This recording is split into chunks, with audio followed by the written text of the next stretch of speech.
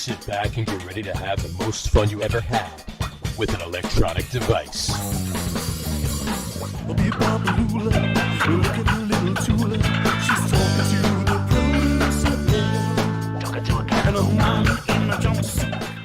right, everybody, welcome out to the Get On With It Sports Show. It is Wednesday, March the 2nd, 2022. Jersey Johnny coming at you. With me, as always, is none other than Mr. RadioPete and Mr. Harry Lug Nutz. Say hello, gentlemen.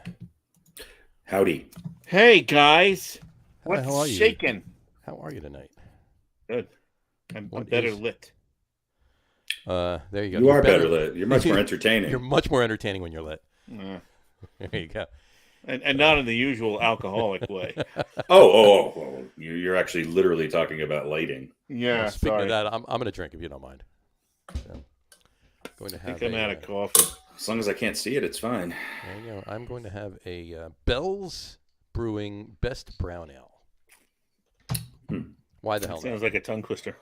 Bell's It's a Brewing lot of B's and then an A at the end. Bell's Brewing Best Brown Ale. There you go. Mm. And I'm pouring it into my Rising Tide brewing glass. So there you go. Oh, wait, this is not the beer show, is it not? Oh, sorry about that. God, I hope not. I got confused. Where's Dave? Samurai. Anyway. If it was the beer show, we'd definitely have to talk about hockey. That's true. This is true. Yeah, I'm hockeying it up tonight. Honkying it up tonight? Or hawking. You got I'm hockeying chest it up cold? tonight. A little bit of flemmage. So There's a little bit of Flemish. there you go. Cheers, gentlemen. Cheers. I All have water. Water's good. Water works. I thought you were drinking coffee. You just said. There's nothing in there. It was one sip. Gotcha. I drank the rest of it today. All gone.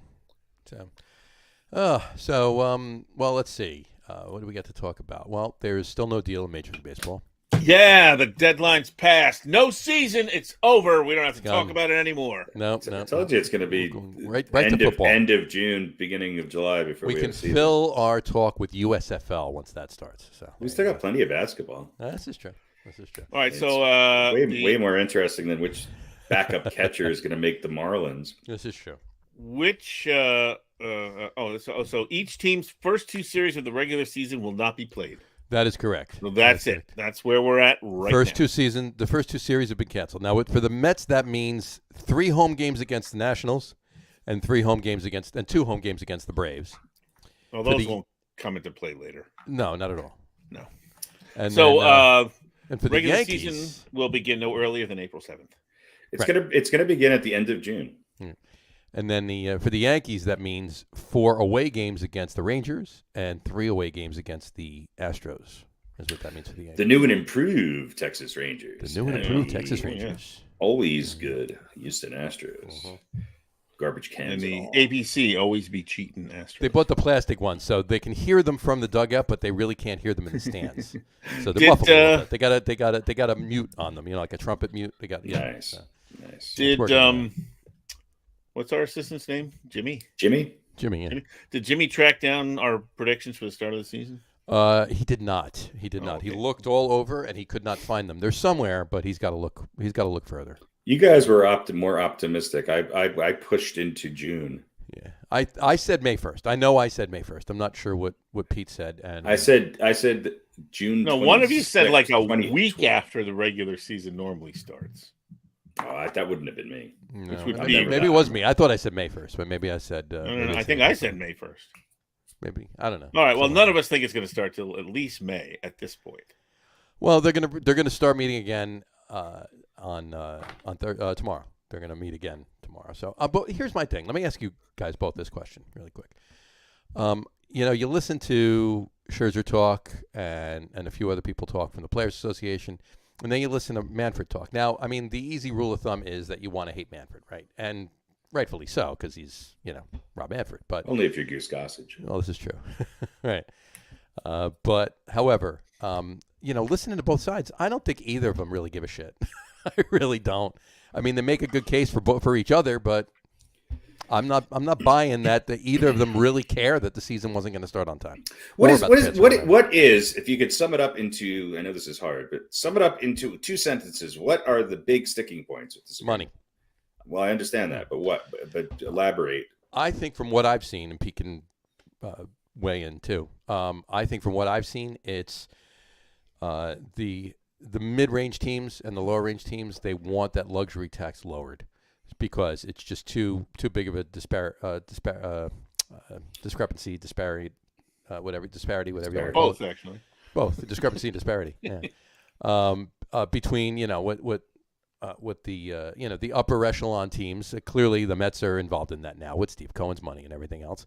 And just going over the luxury tax and spending that extra money and killing it. And these small market teams can't compete. They want the luxury tax maximum lower. They want the luxury tax maximum lowered. So they want the luxury tax expanded a little bit. So because the teams with deeper pockets can afford the tax penalties paying. Yeah, gotcha. Mm-hmm. Yeah. That seems fair. Yeah, and everything else seems just like minor little points that should have been. Well, the rest of it's almost like profit sharing. Yeah. No, I think for the players, the earlier arbitration is something they really want. Well, they want to have every opportunity that James Harden has. They want to be able to negotiate out of the 7-year contract they signed halfway into their first year. Oh. Right. So after 3 games, they want to opt out. Yeah. Right. Yeah. Well, no, or they want to if they have a good year, they want to get more money than they're contractually obligated to get paid. And if they have a really shitty year, then we'll just pay them far less. Yeah, exactly. Well, it works both ways. That's not part of the. No, it doesn't work both ways. If I have a really great year, you got to double my salary. But if I have a really shitty year, I still need the same money. That's the thing. Do you know how you make more money? I don't think you make it to the playoffs and win a championship. That's how you make more money. Right. I don't think it's a permanent thing, though. In other words, I don't think they're saying, "Well, I'm under contract for what's the rookie deal? 5 years." 5, yeah, with arbitration as 2 of the year, 1 of the years or 2 of the years, or maybe it's 6. I'm not sure. Somewhere in there now. So I'm under contract for 5 years. I've for $700,000. Mm-hmm. I've outplayed my contract. I've had a great year, been a contributor, whether we went to the playoffs, whatever. Sure. Right. This you owe me more money. Right. But then I think that next year they're still under the same contract. I don't think it permanently goes up. Why don't they just have a 5-year rookie contract with an escalator every year? Here's an idea: incentives. I mean, it's the same thing, right? All the incentives would have to be the same. Here's why you'd have to have standardized. Here's why I like rookie contracts, because during rookie contracts in any sport now, it's the only time when you can build a team. Because the minute that rookie contract is over, I would say at least 75% of the time, that person's gone. Right. So that team's over. So in the days of being able to be rewarded for having a good farm system or making good personnel decisions or drafting well, you don't, the owners, the teams don't necessarily reap those rewards anymore. So I'm both sides. I get where they're coming from. My whole thing is have a baseline, but a rookie should, in theory, get better in the first 5 years, right? Doesn't always happen. Some people have their best year, their rookie season. Mm-hmm. A lot of that has to do with the fact that sometimes the competition doesn't know much about them. And a lot of times they're for some of these guys and gals, they're reaching their potential, their highest, they're in baseball, they could be 20, 23, 24 years old, and they might be at their physical peak. Right. So, and then they haven't had the wear and tear of a major league sports season, and so that's not racking up on them. So yeah, they should just have a basic escalator, and you have to meet a baseline of improvement every year to get that. And I think that's fair, and I think we can hammer that out in about 2 hours. So there you go. Maybe the 3 of us should fly down to Jupiter, Florida, and figure this out. Yeah. If I'm a player, though. But one of the things that the players are the arbitration is because they feel like the ownership / management of the team will send players down. They'll use service time to keep guys from reaching that threshold where, okay, well, now you're officially in the league, what they call the 2+ year, right? Mm-hmm. They've been in the league for 3 years, but they haven't been in the majors, spend enough time to qualify for that arbitration. So if I'm a player, I'm like, well, now the ownership's just going to do that. and I'm not going to get the playing time, and I'm not going to be able to reach those incentives. If you're a good enough player and you're not getting sent back down to the minors. Well, but what if you're good enough in some areas to reach some of those incentives? Then you don't deserve a bigger contract than what the rookies are getting. So are you going to suggest that every player has to improve? Has to literally be an improved 5-tool player? No, because they're going to get paid no matter what. They could suck and continue to suck and get really sucky and fuck up. Well, in order to reach that next echelon. Well, I think it could be like let's say for a pitcher, okay. Let's say that you have all they have to do is pitch. They don't have to hit or anything anymore. Right. Right. So there's 2 or 3 factors that go in, and it's staggered. So if you win more than between 10 and 12 games, you get X amount more. If you win over 12 games, you get X amount more. Right. Okay. If your ERA is under 4, you get a certain bump. If it's under 375, you get another bump. If it's under 350, you get another bump. Right. But along with that, you have to have minimum number of games played. Yeah, you've got to have minutes. So now the owner goes, well, we're not really in it. This guy's pitching really well, but we suck. So he's got 11 wins, and there's 3 weeks left in the season. But nobody's going to do that. That's what they do now. Yeah, well, they do that. That's exactly what they do now. They send guys down so that they don't meet that next year, and they're not eligible for arbitration. But they're still getting themselves money. Well, then they just need to get rid of that. If you have more games if you've played a majority or more than a third of the season in major leagues, then that counts as a full season. That counts as furthermore, and I think there's some. I mean, there's timing where they can be sent down. They have the ability to be sent down, obviously, when they're on the rookie contracts. But once you've been called up to the majors, by a certain point. Obviously, the whole thing was like if you get called up at the beginning of the season, that year counts towards your service time. If you get called up after May 1st, it doesn't count towards your service time. Which doesn't make sense. Which doesn't make sense.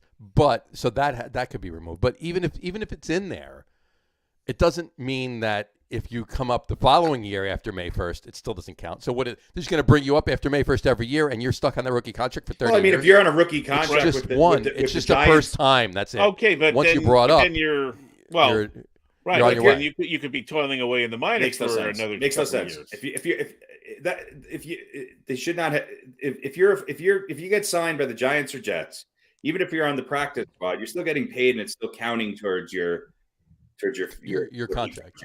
Well, it's your rookie big thing contract. In the NBA. Right. Well, yeah, but that's the point the players are making. That time, if you don't get called up before May 1st. That needs to change. It doesn't. We disagree. That needs to change. Yeah, it needs to change. It's easy to say, but the owners don't want to give that up. That's why this is a major sticking point. Look, here's a note to the owners, okay? Especially those owners in Kansas City and Colorado and other places. If you want these people to stay with your team or have any chance of having them for more than 3 or 4 years, then treat them well. Right. And for players, don't be greedy cunts. That's the end of the discussion. Okay? Because you're getting paid a lot of money to play a fucking game. Yeah, but end of discussion. How does that ever happen? It always happens. They come to agreements all the time, and people give one way or the other. Look, the NFL and the NBA have given far more. And granted, it's still not perfect, and most players will complain about how they're treated. I get it. Whatever side you're on, you're gonna think that you're never compensated enough. But the NBA, they shouldn't even have. I mean, they shouldn't even have coaches anymore or owners. It's just pick your teams. Oh, well, I don't know. I'll trade you. It's like schoolyard. It's a schoolyard. Very salty tonight, John. I just can't stand the power that these multi-millionaires have in picking. They just, at the whim of their little precious little egos, they just decide the fate of major sports franchises by themselves because they have that power. And that's what baseball wants. They see it in other sports, and that's what they want. And they want to get paid quicker. I get it. Are you not making money? Right. Cleveland Indians, are you not making money? I mean, if you're not making money, then you're not a business. You have to understand, though, okay? Some of these players, that are making these ridiculous salaries. Some of them only have 10 cars. Yes. You know, I mean, it's a shame. It really is. Like, and only 4 houses, only 4 homes. I mean, it's really a shame. I mean, they really need to look at this a little bit better. And here's the other thing: is that if you don't reach those goals in year 4 and 5 or 3 and 4, then you don't get any of those. You don't get. It's not a guarantee. You don't get any more of that. And vice versa. If you want to go down to the minors to snap out of a slump or rehab or whatever, guess what, buddy? Still counts as your time. So, yeah, because there's a reason they're going down to do. I mean, they could stay up and stay in the slump, or they can go down and work it out and figure it out and come back.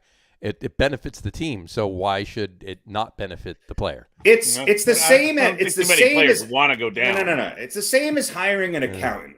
Okay. Kathy's really good. Year 1, they give her a raise, and then all of a sudden, for whatever happened, Kathy can't add 2 and 3. And then the next year, Kathy makes even more mistakes. And the next year after that, Kathy continues to even make more mistakes. So instead of firing Kathy, they send her down to the subsection of the accounting team for a year. B of the accounting. That's right. So that when she can come up, she can have the equivalent of a 146 batting average with 12 home runs and 79 errors. Still making the money that she got when she was a star recruited accountant 5 years ago. Sure, and that applies to everything. Wouldn't that be nice? That's what everybody in the workforce wants right now. Right. You really suck at hanging drywall. So instead of me firing you, I'm going to pay for you to go, work in an empty room practicing hanging drywall for 3 years. But you got to ride a bus to get there. I see both sides of this. Well, the bottom line is it doesn't seem like they're any closer. The bottom line is I play 40 games. Who cares? It's just somebody's just gonna fabricate a team at the trade deadline, and it doesn't matter anyway. Let's all go play. They have scabs. Let's go play. Let's go. This is what I wanted to ask you, just swing it back. Because I feel like we had abbreviated seasons because of COVID, right? Right. One. Well, in multiple sports. Oh yeah. Right. Yeah. So I feel like that sort of opened up the door for a lot of people who go, yeah, I don't really need 162 games. I'd love to have 162 games. And there's going to be always people that but I think people go, yeah, if we have 80, I'm fine with that. You're talking fans. You're talking fans. Yeah. I'm talking about the fans. See, I need 162 games. I'm fine with that. That was still exciting. We had a pretty exciting playoffs. We had a pretty exciting World Series, all this stuff. So, I need opening day at the beginning of April. I think the pandemic kind of opened people. You'd go. You would enjoy opening day if it was May. Yeah. No, I will. Yeah. But I like it. I like it when it's supposed to be. Well, but it's not when it's supposed to be. It's supposed to be April 1st. Here's what I like about baseball. I like baseball from April 15th to May 1st. And then I like it again from August 19th to October. Right. So just, how often do you it's like, all right. But I think this kind of apathy on the part of fans, or this lack of a need for the full season. Right. Like, we know what it's like. And was it really so terrible? People don't really watch sports for a loyalty or a fandom to a team anymore. The sports that are doing better are teams that can get people's attention through their phone by letting them place bets on weird things every other day. How many swings will it take to get a hit in the third inning by the fourth batter? And baseball is not quite as like basketball is the most popular because there's so many players and different stats. Baseball is not as popular as football. Football is sort of in the middle. So, when I'm telling you this, I see this with basketball lends itself to the parlay better than any other. Absolutely. And I see this with people who are, young millennials or Gen Z. They don't even really know much about sports, but this is getting them into sports. Right. It's the next coming of fantasy. Right. Fantasy took away team rooting and made it player rooting based on your, Oh, but speaking of John, have you heard the I don't know, whatever the new New York sports book with the announcer with this voice? Oh yes. Yeah. Oh my! Could they have picked the worst guy to do that? I know. I mean, they could have called either one of us. I mean, it's just terrible. New York sports books is now in place with I'm a fucking New Yorker. Call now and get some sports. It's the guy's brother or cousin or something. Yeah, like that. exactly. Some family. It sounds like an old bookie. It does. It's like it's totally a caricature, and it's terrible. Yeah.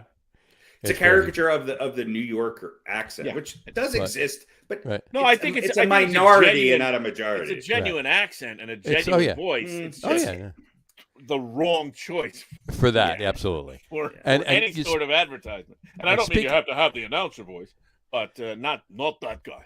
And speaking of websites that you said, basketball lends itself to the parlay, right? Yeah. But don't you have like a parlay on your OnlyFans page too?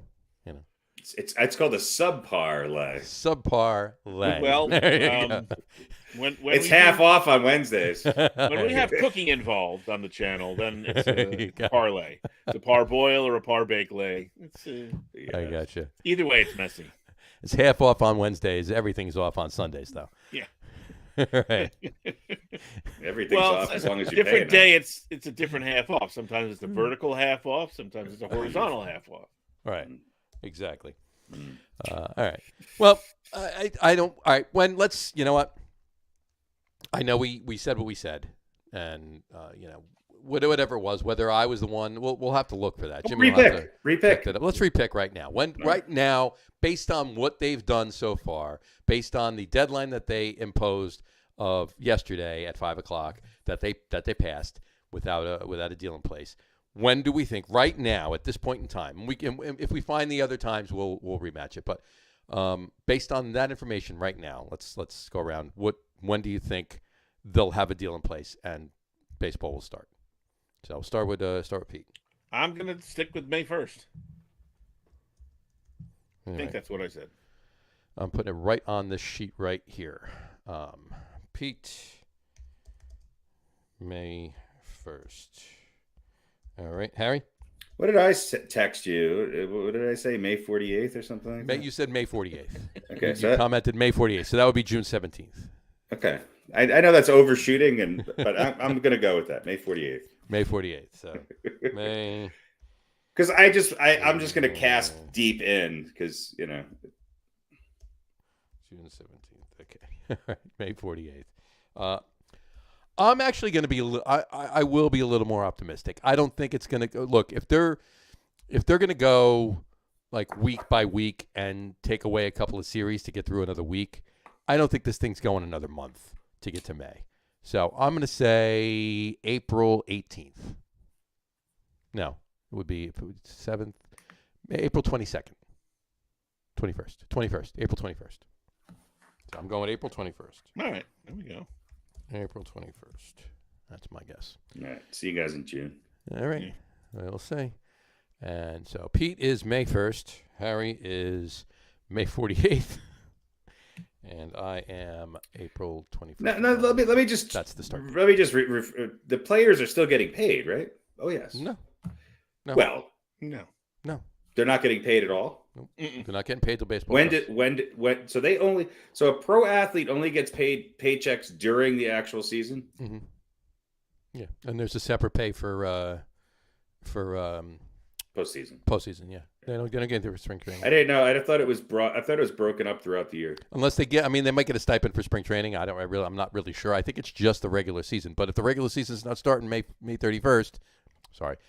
31st, and it's starting on April 7th, right now they're losing a week of pay. And if it goes another week, they're losing another week of pay. So the longer this goes, they're losing money. They are. In the grand scheme of things, it's not a lot, but more, yeah. And the owners are losing more than the players. But everybody's losing money. Everybody that's sitting at that table right now, with the exception of Rob Manfred, is losing money. He's not losing money. Well, they're being advised by Kyrie, so it's sure, absolutely. Well, listen, the fans are not losing money. Fans are saving money. Yeah, unless you have season tickets. Yeah, well, no, and everybody's talking about that too on a couple of the sites. They're saying they're all right, like the Mets, like for instance, I've seen they're saying that 9 times out of 10 when they cancel these games, the Mets are giving them credit to games next season or something like that. No, no, you're not going to let me go to these games that I had. That's 5 games that they canceled right now, 5 home games. I want my money back right now for those 5 games. You refund me my money for those 5 games right now. Done. All right, tough guy. Yeah, I'm not saying that. They're saying that on every one of them. There's not one that's like, whatever, And I'm sure it's going to come down to that. But anyway. If I had Yankee season tickets, I'd be like, all right, you refund me that money unless you get yourself a new catcher. Then I'll let you keep it. There you go. On another note, beyond that, Mets made a new hire in the front office. On the front office, yeah.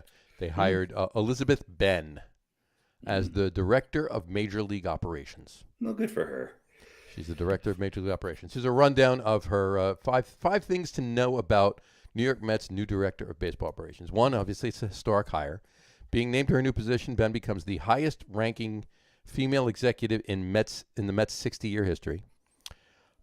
She was a player too. How many other female executives have there been in the Mets' 60-year history? I'm probably none. I don't think, but there's a couple. There was I'm sure there were a couple. No. There was the woman that's on that was with A-Rod on ESPN Sunday Night Baseball a couple of years ago. She was on the Mets front office staff a couple of years ago. I forget her name. She was a player. She was the first woman to play in the New York City Metro Baseball League as a pitcher. She has Major League Baseball experience. She has previously worked for Major League Baseball, having most recently served in baseball operations. She's got a philosophy background, and she also is a graduate of the University of Toronto and served as an adjunct lecturer at Lehman College. So there you go. That's just to get to know your new director of baseball operations for the Mets, Elizabeth Ben. There you go. There's a director of baseball operations to make sure that you don't pull a George Costanza and get the wrong uniform. George Costanza was the director of baseball operations. Okay. Yeah. So she gets the calzones. Let's not forget about Jonathan Strangio. Yes. Who's the new VP of baseball operations. Nate Horowitz, the senior director of player personnel, and Nick Spar as the director of baseball operations. And Steve Martone as a special assistant. Well, if we had anybody listening, thanks for listening, and we'll see you next time. There you go. And these are, these are all, I don't know where they came from, but I'm not sure either.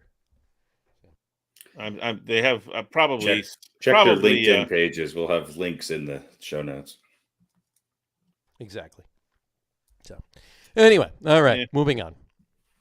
That should wrap up baseball at this point. I think we're good there. Anything else you have? Yeah, these are all Epler's guys. These are all Epler's guys. These are all Billy Epler's guys. Shortly after his arrival in Anaheim, Epler promoted Strangio to assistant GM. Horowitz was named as the Angels pro scouting director. Spar, baseball ops assistant for the Angels from January 2019 until the conclusion of last year. Martone spent 9 years in the Yankees organization, where Epler served as one of his mentors. Right. So these are his guys that he knows, and these are his guys he knows. He bring them with him. Yeah, he just there you go. Yeah, and that's what people do. As long as they work, that's what they do. Yeah, they all do that. They all do that. Yeah. So all right. He feels comfortable. He does. A little comfy. All right. I don't think there's any other baseball we need to talk about. So nope. Before we get to basketball, though, I did want to talk about the Combine is going on. Nobody from the Jets, not nobody from the Jets. I'm sure Joe Douglas is there, but Rob Saleh did not go to the Combine. However, Brian Dable and Joe Shane are both at the Combine. And I actually have a little quiz for you guys. We don't need to talk about the Combine or much NFL right now, but I got a little Combine quiz. It's a Combine quiz. Our quiz is going to be no. Our quiz is basketball, but I got. This is not the official. This is not the official quiz. Okay. 6 combines. We got to keep 4. Just no. I'll take the John Deere 1106 harvester. All right. So here we go. The NFL Combine. Take the combination number 3. And the it's Popeye's chicken sandwich and Cajun fries combine. Exactly. I'll have that one. Those are my. All right. There you go. All right. Here we go. Which of these players had the highest vertical jump in the Combine? Now, not necessarily the highest vertical jump ever, just of these 4 players. Gotcha. Who had the highest vertical jump? All right. Okay. Antonio Brown, Le'Veon Bell, Tim Tebow, or Aaron Donald? Aaron Donald. Aaron Donald. You say Aaron Donald. Pete, what do you say? I'm sure it's somebody the second guy. It's Antonio Brown, Le'Veon Bell, Tim Tebow, or Aaron Donald. I'll say Le'Veon Bell. You are both wrong. Tim Tebow. Tim Tebow had the highest vertical jump. Well, he was jumping for Jesus. There we go. That's good. What you call it? Here we go. Along with Ryan Tannehill and Joe Burrow, which eventual Pro Bowl quarterback had a hand size measurement of only 9 inches. No, it's a small hand. Right. Aaron Rodgers, Jared Goff, or Teddy Bridgewater? Aaron Rodgers. All right. I'll say Goff. You are correct, Pete. Jared Goff. Jared Goff has a small hand. I seem to remember that. There you go. That was news. Yeah, unfortunately. All right. How do you measure your hand from your elbow to your fingertip? Exactly. And it was only 9 inches. That's it. All right. It's like a pterodactyl. There you go. And one and the third one. Here we go. Just doing 3. Here we go. I got like 6 of them, but I only do 3. We'll just do this one. Which player recorded the fastest 40-yard time for any running back to weigh in at 240 pounds or more? I'll read it again. Which player recorded the fastest 40-yard time for any running back to weigh in at 240 pounds or more? Here we go. Derrick Henry, Mike Tolbert, Leonard Fournette, or Mike Allstott? I don't know. Mike Allstott. I'll say Fournette. Once again, Pete, you are correct. Leonard Fournette. I know my fat running backs. You know your combine quiz notes. There you go. All right. There you go. All right. There you go. Just wanted to. That was a couple of these were on Good Morning Football the other day, and I was like, we got to pull these on. These is it Good Morning Football? Good Morning Football. Yeah, on NFL. Is that the guy with the big ears? No. It's usually hosted by Kay Adams. Kay Adams. Yes. The guy with the big ears. The guy with the big ears. Describes a bunch of guys on TV. No, you would know who I'm talking about. Oh, yeah. It's not him. He's on the NFL Network, but he is not on that show. His theme music is Come Fly With Me. Sorry. Yeah, I'm sure you're what should we call it? And, very talented. Samurai weighed in on the locker room. Dave Cichon, hey, guys. And then he said, bye, guys. There you go. Fantastic. All right. Anyway, but yeah, I just wanted to bring them up. Yeah, no, Kay Adams. Doubling our live audience. Peter Schrager. Oh, boy. Oh, who the hell is it? But if I ever find myself watching it's a good Good show. Morning No, NFL, it's a good show. It's a good show. Please shoot me. It's a good show. It really is. But then I would miss all the misinformation of all the guys who are on ESPN. This is true. So yeah, I don't want to know what really is happening. I want to know what the clickbaiters are saying. Exactly. That's much more interesting stuff. I want to know what Kendrick Perkins has to say about the NFL. It's funny. All right. So I'll wrap up football. So let's, you know what? I'm going to change the background. We didn't do it last week, so I'm going to change the background because we're switching over to basketball. There we go. All right. Let's kick off basketball with the quiz. The quiz of the week. The quiz. Last week we did a theme for the quiz, don't we? We got to do a theme. Yeah, I think we're gonna. Let's put one together and we'll do it next week. All right. I'll get the boy on it. Get him on it. Our official. Exactly. Themist. I like that. Yeah, I think that's a good title. All right. Last week we did best NBA centers. This week we're gonna do best NBA power forwards of all time. I'm going to give you 6. 4 stay, 2 got to go. All right, ready? All right. Wait. Get ready to write them down. If you want to write them down, I will give you a minute to find a... I'm all good. Fire away. I moved my printer, by the way. There you go. Fantastic. Now I have easy access to plain nearly paper. a ream and a half of paper. There you go. And that's not a word you want to say except for on your OnlyFans page. Well, that's... There you go. Anyway, all right, here we go. Best NBA power forwards. I'm giving you 6. 4 got to stay 2 to go. Here we go. Tim Duncan. Timothy Duncan. All right. The Mailman.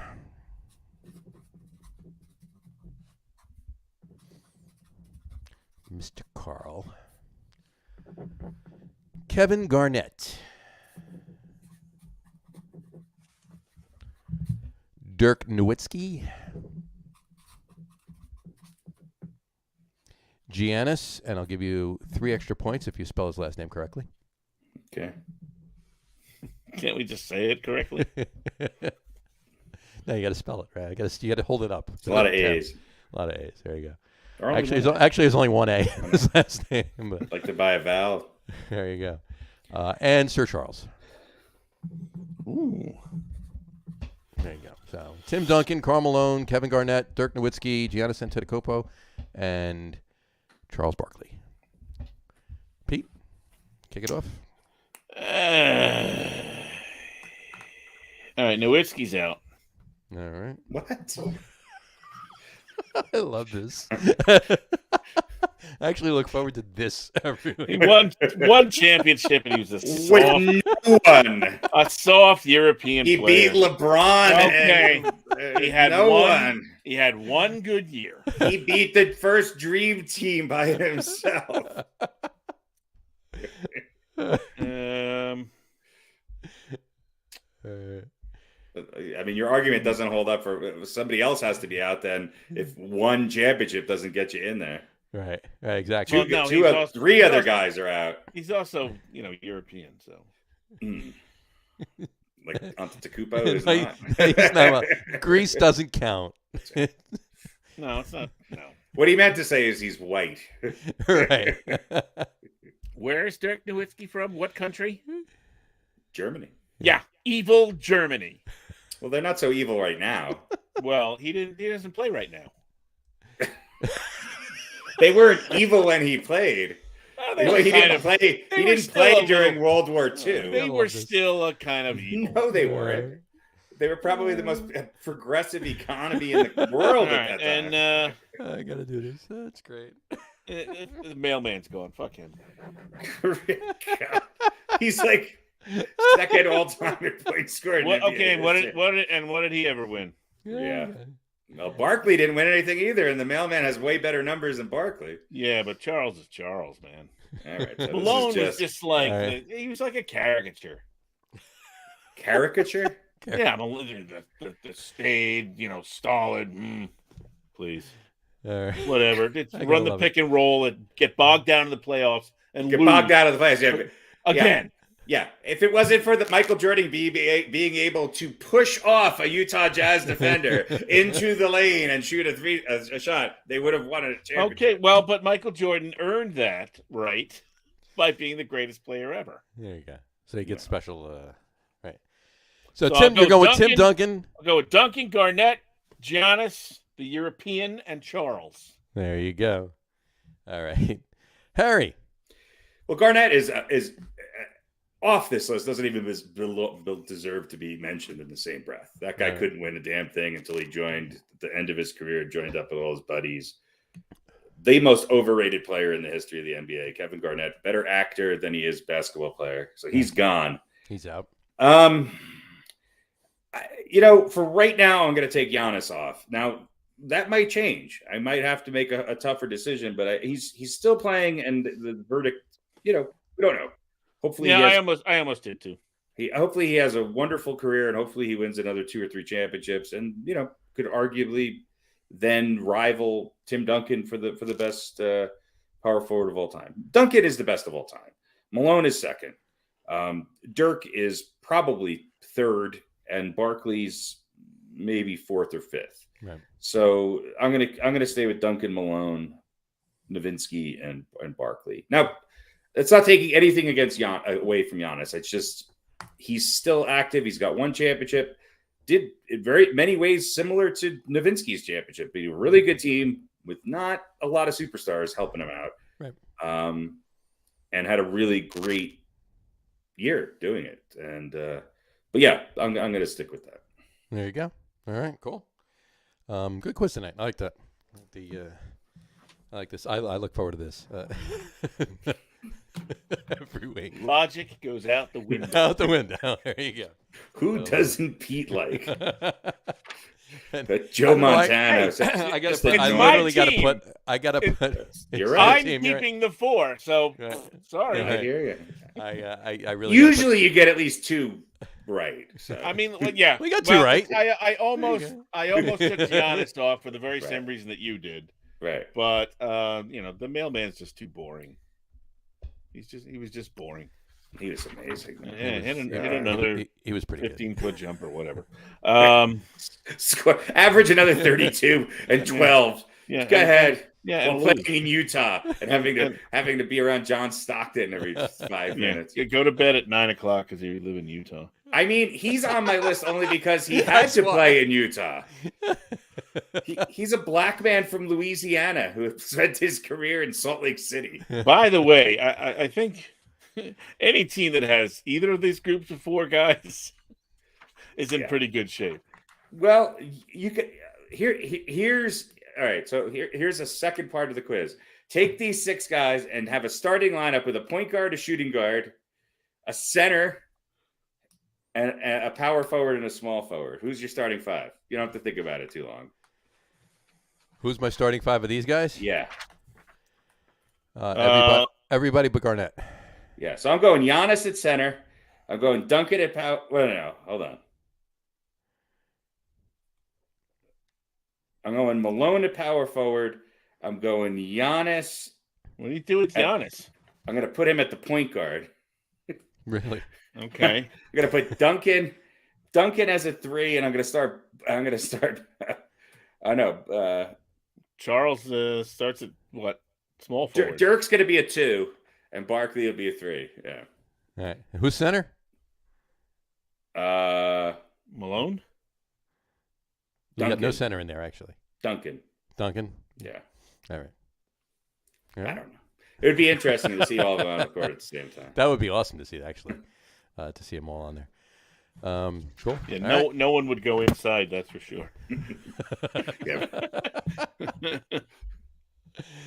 Shit. No one goes inside now, anyway. Yeah. Not so much. No.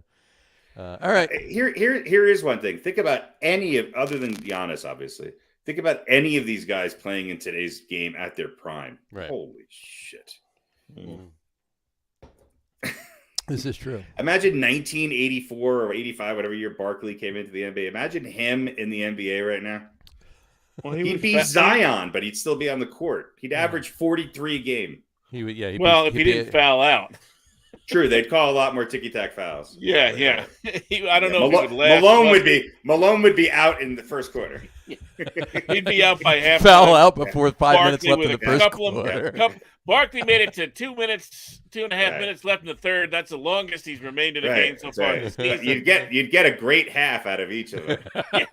Well, that's just it. You put one. You'd have to have both of them. That's what I said. Barkley comes off the bench. Yeah. When does your rotation? Well, as soon as Barkley has his 4th foul, I come in. Just usually halfway through the first quarter. And we close with Dirk and Giannis because they kind of know how to play the Euro no-touch game. Yeah, right. They can at least stay on the court. Well, Giannis just knows how to go around everybody. You know that's the big difference there. Yeah, Duncan would have been okay. God, that guy was good. He was. Of course, a lot of people don't like Duncan because he's boring and not as. But man, oof. No, he was too good. He's on the Mount Rushmore of basketball. I just wish he wasn't as good as he was in '99. That's all. Well, that Knicks team had no chance in hell. Speaking of the Knicks, they're it was like Larry Johnson with one leg and 3 ligaments left in the good one, and Latrell Sprewell, his parole officer.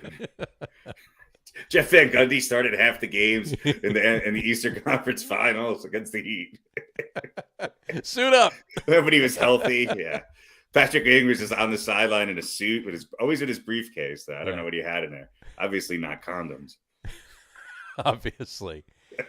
We got so many opens. I swear. I got so many show opens here. This is great. Old-time basketball. Oh, yeah. Gotta love it. All right. So let's talk some basketball. I got hold on one second. Let me just put this here. These 76ers are looking good out of the gate, huh? Yeah, they're losing to the Knicks right now. Well, they were. Yeah. Not so much. Actually, I got a couple things, and then we'll go on from there. So, do you watch Sunday night's game? The Knicks Sixers? No. The last Was it? Does it technically count as a game because it was over? Well, I mean, the Knicks were the last 7 minutes of the game. The Knicks were outscored 19-4. Yeah, and they just like, and then you know what? I don't know what they have no team halfway through the fourth quarter. They just shut. Well, they're up by 10 right now with the minute left to go in the first half. Yeah, well, that's fine, and they usually are. They're usually they're a first half team, and they got to be up. They got to be up by like 35 points going into the fourth quarter to win the game. Weren't they up by 32 and lost? They were up by 32 and lost the game. Yeah. Yep. They got to be up by like 35 points to win going into the fourth to win a game. Tell you what, RJ Barrett's on a heater. He's got 19 points in the first half. They've had a number of really penultimate collapses. Ridiculous. Insane. I mean, like they can only play the 3 quarters of the game. That's it. Well, one of the things I like about their chance tonight is Mitchell Robinson's back. Right. And obviously that maybe can keep Embiid from scoring, 60. Keep it a little closer anyway. Yeah, it's just tough. But yeah, it's look, the Knicks are not good. No, they're not. They're not good. They're not. I mean, they weren't as good as they were last year. They weren't as good last year as they looked. No. They played above their level that they should have been at last year, and a lot of it was the defense and everything else. We talked about that a million times, but they've regressed a lot this year. It's just disgusting. Yeah, well, a lot of the pundits are saying this is sort of it's happening a little bit sooner than it usually does, but this is sort of an MO for Thibodeau teams. Mm-hmm. Well, it's hard. They kind of get burned out. It's difficult to play super high energy game after game after game. Hard to play defense. Yeah, exactly. It is. Which is why no team really plays it anymore. No. But that's why the Knicks were winning last year at all. Right. And it's also why they sort of had a tough time against the Hawks in the playoffs. I don't think the Knicks are what they've always been. I think they have 2 or 3 guys. If they can keep them, great. They need a superstar. They need a number one. Yep. They need a number one to go along with maybe an improving RJ Barrett and a Julius Randle and a healthy Mitchell. Alec Burks, he could be a good come off the bench guy, even though he's starting tonight. Obi Toppin, does he have some trade value? Cool. Not a bad defensive player, just really a raw talent at this point. Right. And maybe his stock is higher than it's going to be because of slam dunk contests and things like that. I don't know. They need to prove that they can. They need to prove that they can go out and make trades and acquire a superstar, because that's what they need. Yeah. They need a superstar. You're absolutely right. They do. And then nobody's, with Dolan, that's not going to happen. Probably not. It's not. It's just not going to happen. Because if it was going to happen, what happened already? There were so many that could have come here and should have come here, and they didn't. And it's directly, we've said it a million times. It's because of Dolan. So, and that hasn't changed. So why would it change now?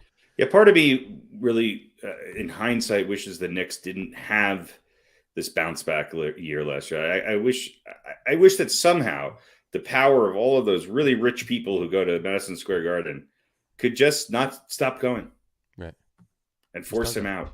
Right. That's the only way this organization is going to change. Yeah. And it is. I just continue. Well, to see it can change if he could hire somebody who could seem to do a good job running the team. To me, that seems to be the problem. What do you mean, coaching wise or GM? No, the front office. Yeah, I think the front office is. I think the front office is better. I just think that their personnel moves were desperate. They're definitely desperate this year. But I mean, I don't know. I think they've been pretty terrible.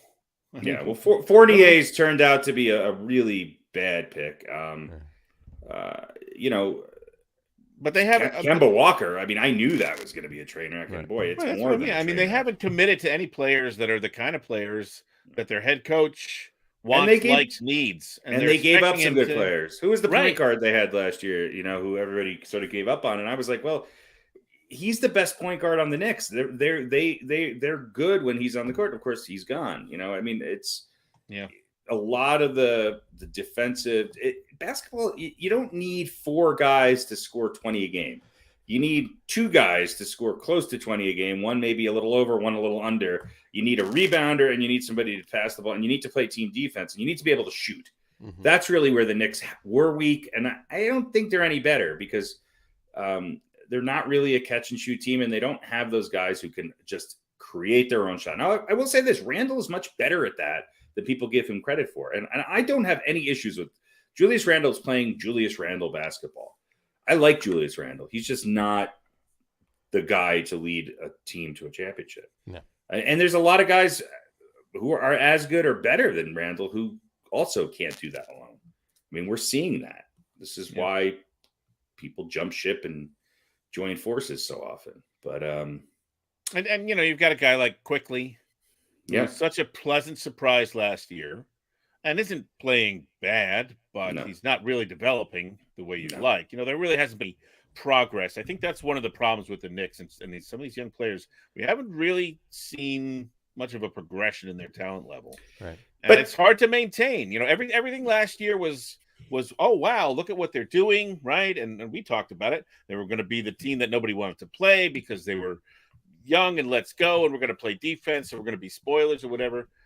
But people get to know you after a while, and they've changed some personnel around, and they just don't seem to be growing, and the front office is not making moves, and probably the coach is going to go before those guys do. But I think they've been a pretty abject failure, front office wise. Yeah, and look, I constantly talk about trades and free agency.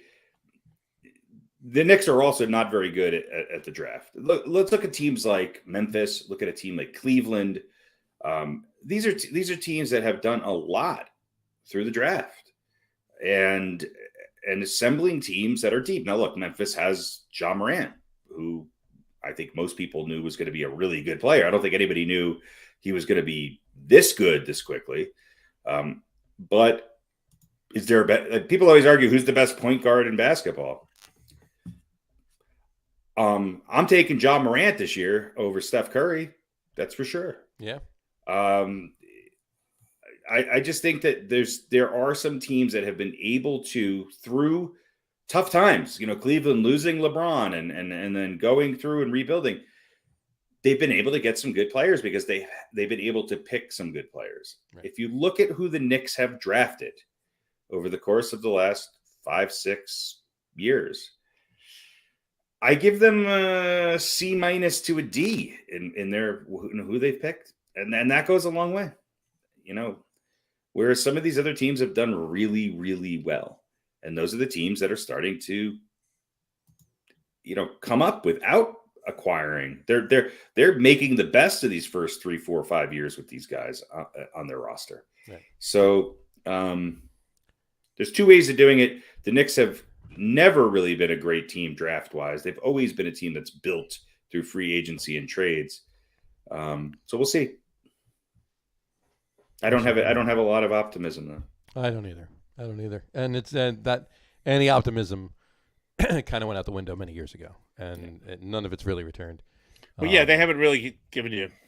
Last season was nice, but it was a pleasant distraction from the usual bullshit. Yeah, it was great. It was great.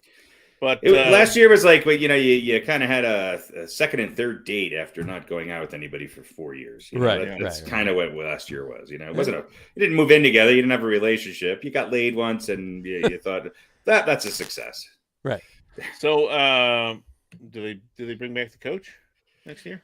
Well, who are they going to get that's better? I think he's at least got another year. I don't think he's going anywhere. If he wants to, another year. If he wants to bail, then that's up to him. But second year, right? So this is his second year. Yeah. I think you bring him back only because unless Jeff Van Gundy wants to come back, I'm not really quite sure. I don't know. I don't know who's better. There probably are some people who I'm not thinking of right off the top of my head that might be a better fit for this team. But bring back Mike D'Antoni.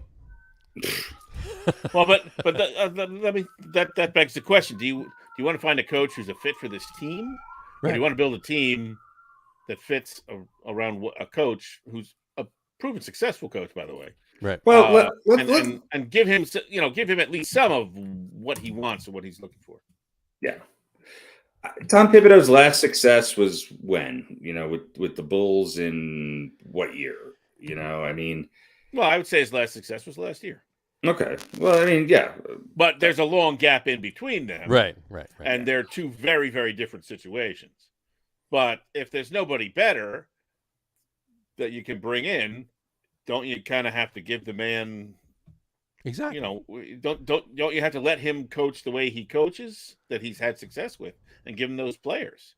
Right. Otherwise, your front office is derelict in their duty, in my opinion. That's the other thing, and I was saying that too. I don't think it's been 10, 11 years now. Yeah, no, of course it has been, and I don't think this is entirely on Tibbs, on the players rather. This is on this is him, or depending on how you want to look at it, for that matter. But being force fed Fournier and Walker and all these players that Leon Rose wanted to bring in. Not necessarily what he wanted. He may be regressing a little bit, but even if it's not intentionally, because of it. So, but let him sit at the table with deciding who to bring in. I don't understand why he has to be here, use this guy. I don't get that, and I never will. They need to allow him to have much more say in the personnel decisions, and I think that's. Because he's going to act sort of passive-aggressive regarding, look, obviously he didn't want Cam Reddish. Cam Reddish is averaging, 3 minutes a game for the Knicks? Yeah. It's just, I don't think he's played an entire game's worth of minutes since he's here. No. I mean, and he, obviously you knew how he felt about Kemba. I mean, it's obvious in how he plays his rotations. Right.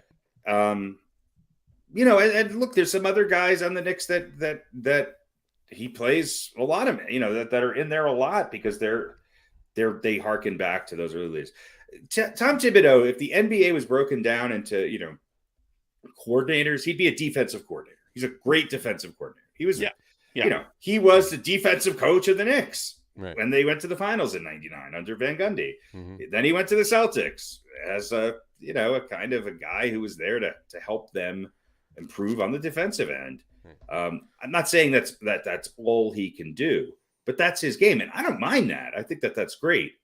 But you've lost a lot of the guys from last year's team that want to play that way. Right.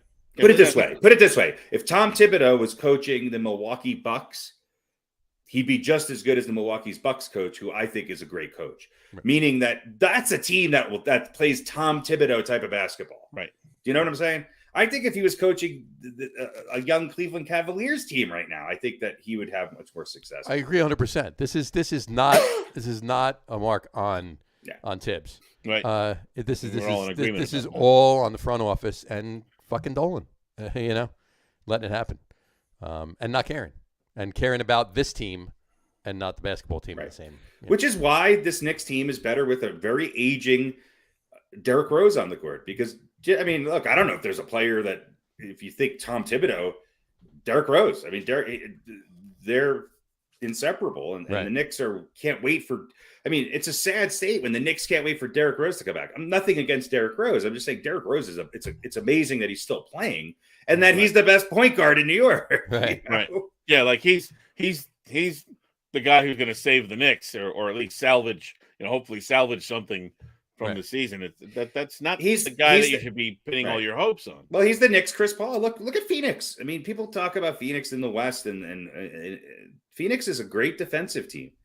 And they went out and got some really good role players, DeAndre Ayton and otherwise. That team plays really good team defense. Chris Paul has a lot to do with that. Mm-hmm. Trust me. And I think that's where Rose sing his praises to me. That's why Rose, I think, has a lot to do with this. It's just you sometimes need those older guys who are going to grind, who are going to be on the same page as the coach and grind these guys, into when they're young enough so that they establish these good habits. Right. And it's the same thing why the San Antonio Spurs were so good for so long. The Detroit Spurs were pretty good too. The Detroit Pistons were really good too, but that was because they committed murder. Oh yeah. Oh, that's right. It's hard to score when you're dead. That. Okay. Anyway, but yeah, so yeah, like you said, Pete, we're all on the same page with that. It's just I just don't know. They're I just don't know. my point is they're just not in sync. no. And unfortunately, in these situations, it's usually the coach that ends up losing. Right. When Taj Gibson is like, oh yeah, he's our best starting center. You know, I mean, nothing against Taj Gibson, but that's why he plays those minutes is because he's a Tibbs guy. Yep. You know, and you need those. You know, it's like Bobby Portis on Milwaukee. Mm-hmm.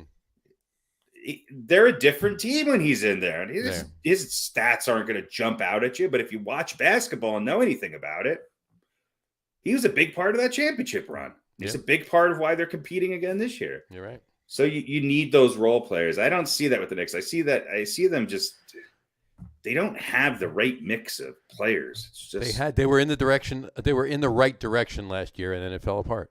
They were, you know. So what are you gonna do? Switching it over to the Nets for a minute. I don't know if you saw this, but the indoor in New York City, the indoor vaccination ban is lifted in public places. However, not for Kyrie. Not for Kyrie. Kyrie still can't play. And why is that? Because there's a private sector rider, if you will, that Kyrie falls under, and so he still can't. But he can go to the games now. He can actually attend the games. Yeah. He just can't play. Let me ask you a question. They've lifted the mandate for, what was it, food and entertainment and something else, which sports apparently doesn't fall under the entertainment umbrella. Mm-hmm. So those three kind of businesses, you don't have to be masked. You could work in there. But again, let me ask you guys a question. Pro basketball is not considered one of those. I forget what the third one is, right. And so therefore, But he wasn't able to even go to the game. Right, he can actually go to the game now. He can sit there next to all of them, but he can't go out on the court and play. Yeah, he can sit there without a mask. Without a mask, he could just go in and sit down right next to all of them, but he can't stand up and dribble a basketball. It's like having a supermodel that can sleep next to you, but not in your bed. Right. And then, of course, the other players from other teams that come in, they can play. They can play all they want. Yeah. Well, that was my other question. So if you're unvaccinated and you come and you're a visiting player, they can play? They can play. Yeah. Well, why? Explain that to me. How does that make any sense? Because New York City, any private sector business operating in New York City, their employees have this. Well, can't they hire Kyrie as a subcontractor based out of New Hampshire? You know what? Maybe they can hire him as a 1099. Maybe. I mean, maybe he's a private LLC. There you go. I don't know. Subcontractor might work. Actually, we should suggest that. There you go. But yeah, no, it's he can. Kyrie. A player from any other team unvaccinated can come in and play on that court in the Barclays Center. Kyrie can go to the game and sit next to all the guys. He just cannot play. Okay. I can't begin to fathom how any of that makes any sense. No. But still can't believe we're begging people to get a vaccine. But okay. No. Either all or nothing. You know, it just doesn't make sense. Like if Kyrie can't play, nobody else should play. Well, what I learned is that it can only spread if you're standing up, but dribbling a basketball. If you're but what if he sits down? What if he sits down like in a restaurant when you can take your mask off and he's eating? What if he's actively eating while he plays? What if he has to constantly chew on a pretzel? Oh yeah, love it. That's great. I got that. I like that. That's perfect. So yeah, that makes. I mean, when he comes to check in, he has to have his mask on. But then as soon as he gets in and he's eating or drinking, he's right-handed, right? So he can only dribble with his right hand. He's got to hold the pretzel in his left hand, right. And he's even got like a cup of cheese like around his neck. He can dip it in, take a bite. Or how about like if he's got like a ring pop? Sure. That's food, right? Or they make them and it plugs up your mouth too.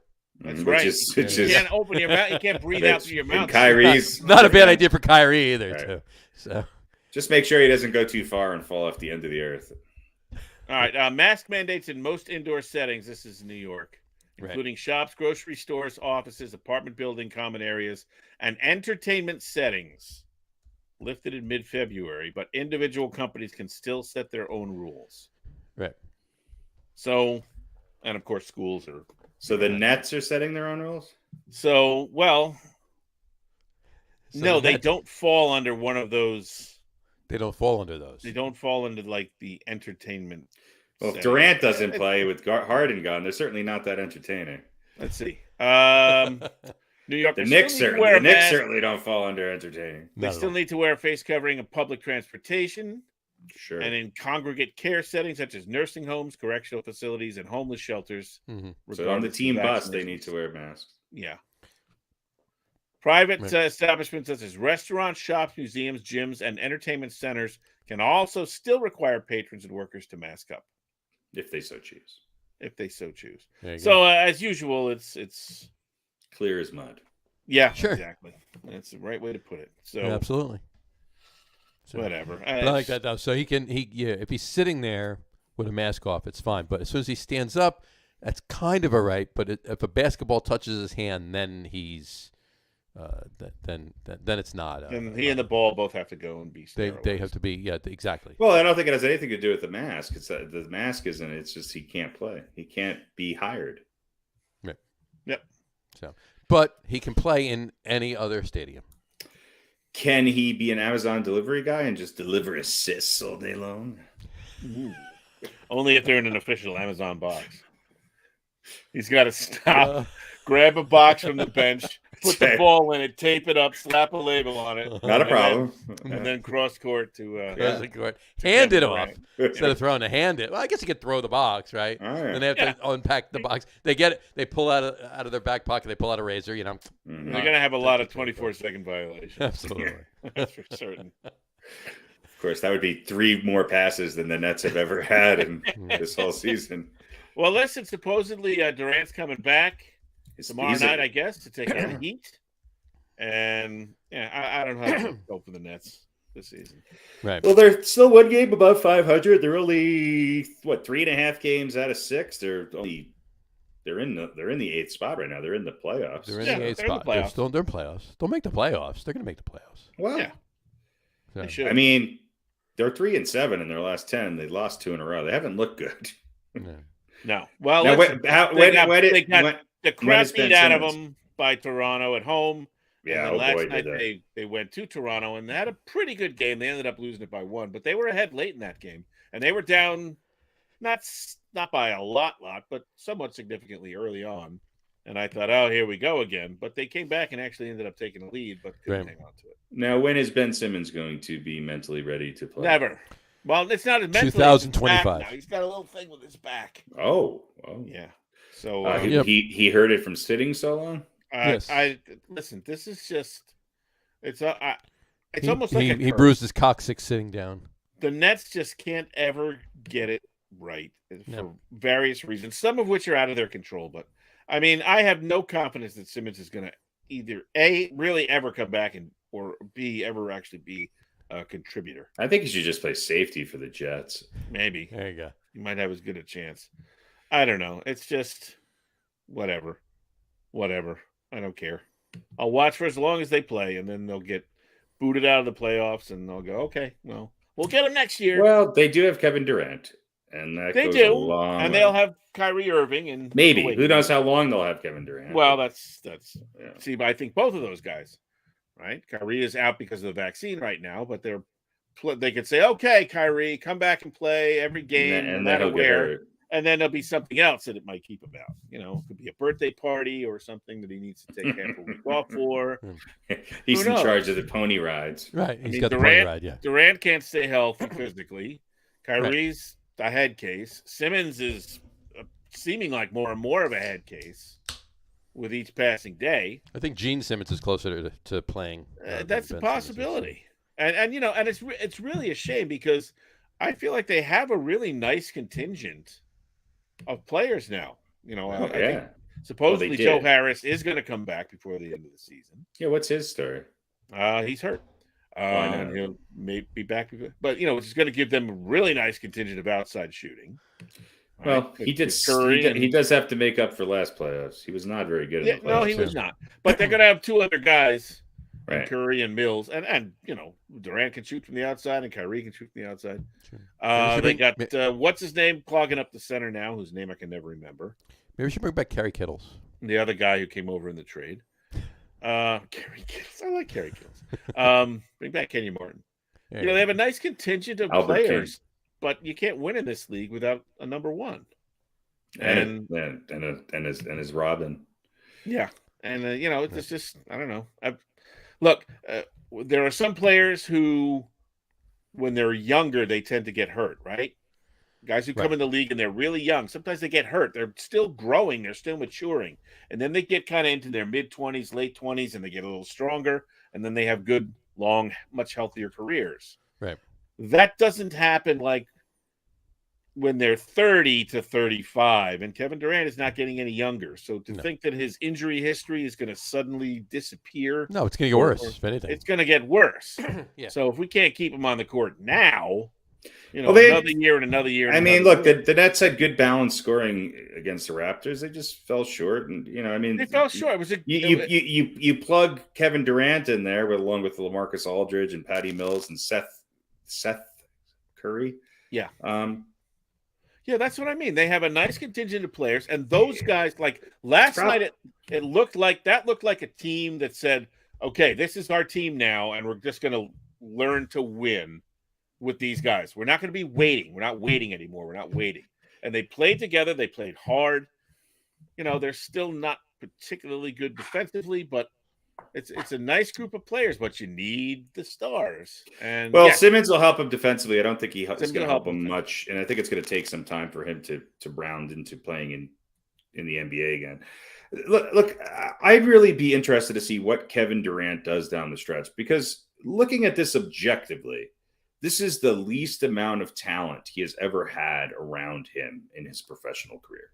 I mean, let's just be honest. With Harden gone, he doesn't have the talent he had in Oklahoma City. He certainly doesn't have the talent he had in Golden State. He doesn't have the talent that he had with the Nets last year. Right. So let's see what Durant could do. I still argue when he's healthy, he's the best player in the NBA. So I think he's going to have something to prove here. I don't think they would have traded Harden without Durant at least understanding and or signing off on it. So we shall see. We shall. The Nets, as of yesterday, with Durant are 24-12. Without Durant are 8-18. Yeah, that makes sense. Yep. So there you go. So. Hey, he's kind of important. He's pretty good when he's on the court. I've never seen him be bad on the court. No. Yeah. So, what you guys think of the Wizards getting Porzingis? The unicorn returning to the East Coast. Porzingis is one of those guys too. I think is bad luck charm. I don't know. Well, he's another guy. I mean, give it 3 games, he'll be out again. Right. Yeah. Right. He's Durant's not as he's a delicate unicorn. Prone. Where are the Mavs? The Mavs are 5th place. They're half game ahead of the Nuggets. Yep. Look, Doncic. I mean, look, if you can combine the Nuggets and the Mavericks, you'd have one hell of a team. Wouldn't that be something, watching Doncic and Jokic play together? Well, listen, the Mavericks have Dinwiddie now. Yeah. Who's turning into a really, really, I mean, he already was a really good young player, and like he put in 25 the other night, and they have a good supporting team. Yeah, going to help be a big part of that secondary cast. So, yep. And Dallas is beating teams. They're playing.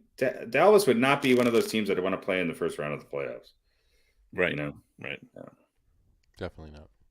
They're hot right now, and of course sure. they beat a pretty miserable Lakers team, but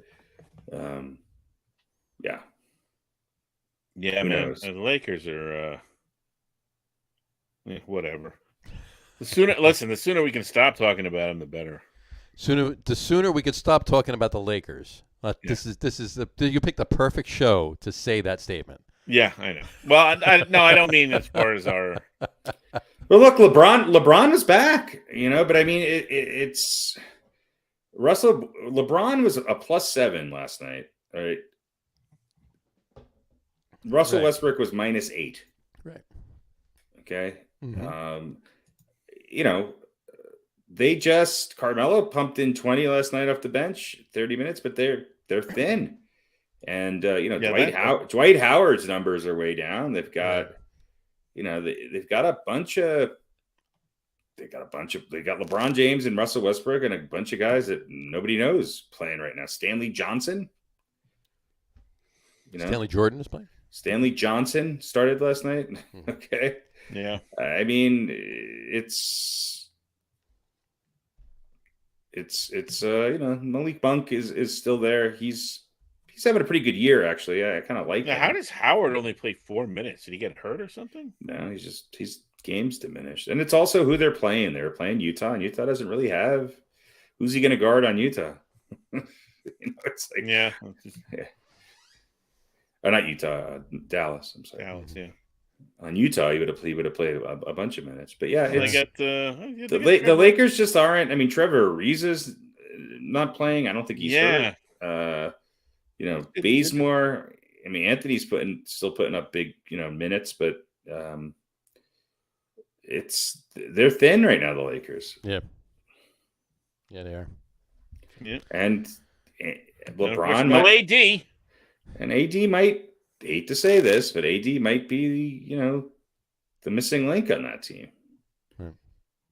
I think he is. Arguably, their most important play. Again, a guy who you can't count on staying on the floor. Right. It's just always hurt. Yep. Always hurt. And he really is a great player. He's a great player. It hurts that much more. He's a good defensive player. He's the most efficient player on the Lakers. I mean, what is he shooting? 55% from the field? It's something crazy like that. It's crazy. Yeah, he's got his numbers are always good. He's pretty consistent. He's just hurt, and that's too bad. But I mean, look, this is another team. If the Lakers can get healthy, I don't want to play him in the first round. It's just You don't think LeBron's gonna step on the accelerator? Oh no, he will. He will. But how long is it going to last? Yeah. How much gas is in the car once he steps on it, though? He can probably play 46 minutes a game, but I don't know if he can be effective for 46 minutes a game night after night. You know what I mean? Long series. He is only human. I mean, well, he's superhuman, but he's only superhuman. He's only superhuman. But I mean, his numbers are still astounding. I know. There's not enough. Well, how is he? Oh, he's 54 years old this year. That's right. Pretty astounding for a 54. 63, I think, actually. It's. I mean, if you look at all even Westbrook's numbers, which his turnovers are. But I mean, look, Russell Westbrook's averaging 4 turnovers a game. LeBron James averaging 3.5. Right. So, that's. Carmelo Anthony's averaging, less than 1 turnover a game. Right. So it's they're an interesting team. LeBron and Westbrook have the ball in their hands a lot, and they're not always. LeBron makes up for it because he's averaging almost 30 a game, but Westbrook's, with those 4 turnovers, average 8 or more points a game. That's a big differential. If I'd have told you 6 years ago that. Or more, or whatever, that the Lakers were going to have LeBron, AD, Westbrook, Anthony, and company, and Dwight Howard, and the record at this point in the season would be 27-34. You would be like, what? Well, if you would, if had you caveated that by saying that the majority of the season they would not have LeBron and or Anthony Davis on the court at the same time, then sure.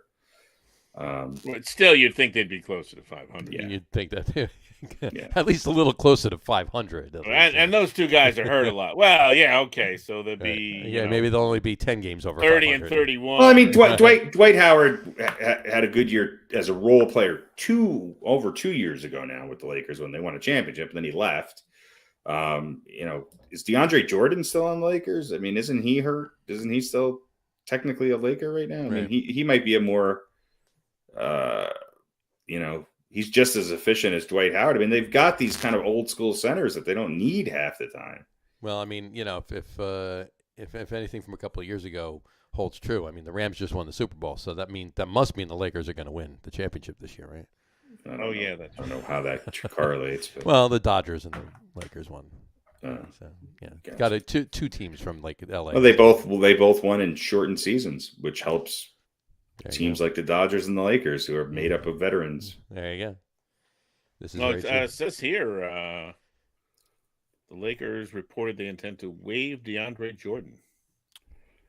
Yeah. Apparently, he asked out. I guess he's not playing much, and he said, well, let me go.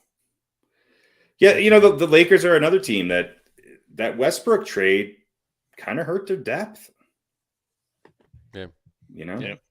They had some young players to go along with AD. The AD trade hurt their depth. So, I mean, Russell Westbrook is not Russell Westbrook right now. I mean, he's not bad, obviously. He just can't hit the side of a barn with a. So, to get rid of, to do what they're doing. I mean, to grasp at straws and get rid of some good young players just to bring Russell Westbrook in is just, I don't know. I don't know, but whatever. Who knows? But on that note, though, since we seem to be zeroing in on the Lakers, this might just be a good time for a segue. What do you think? Sure. Let's do it. Let's talk about some all-time great Lakers. Let's talk about the great Lakers of yore, if you will.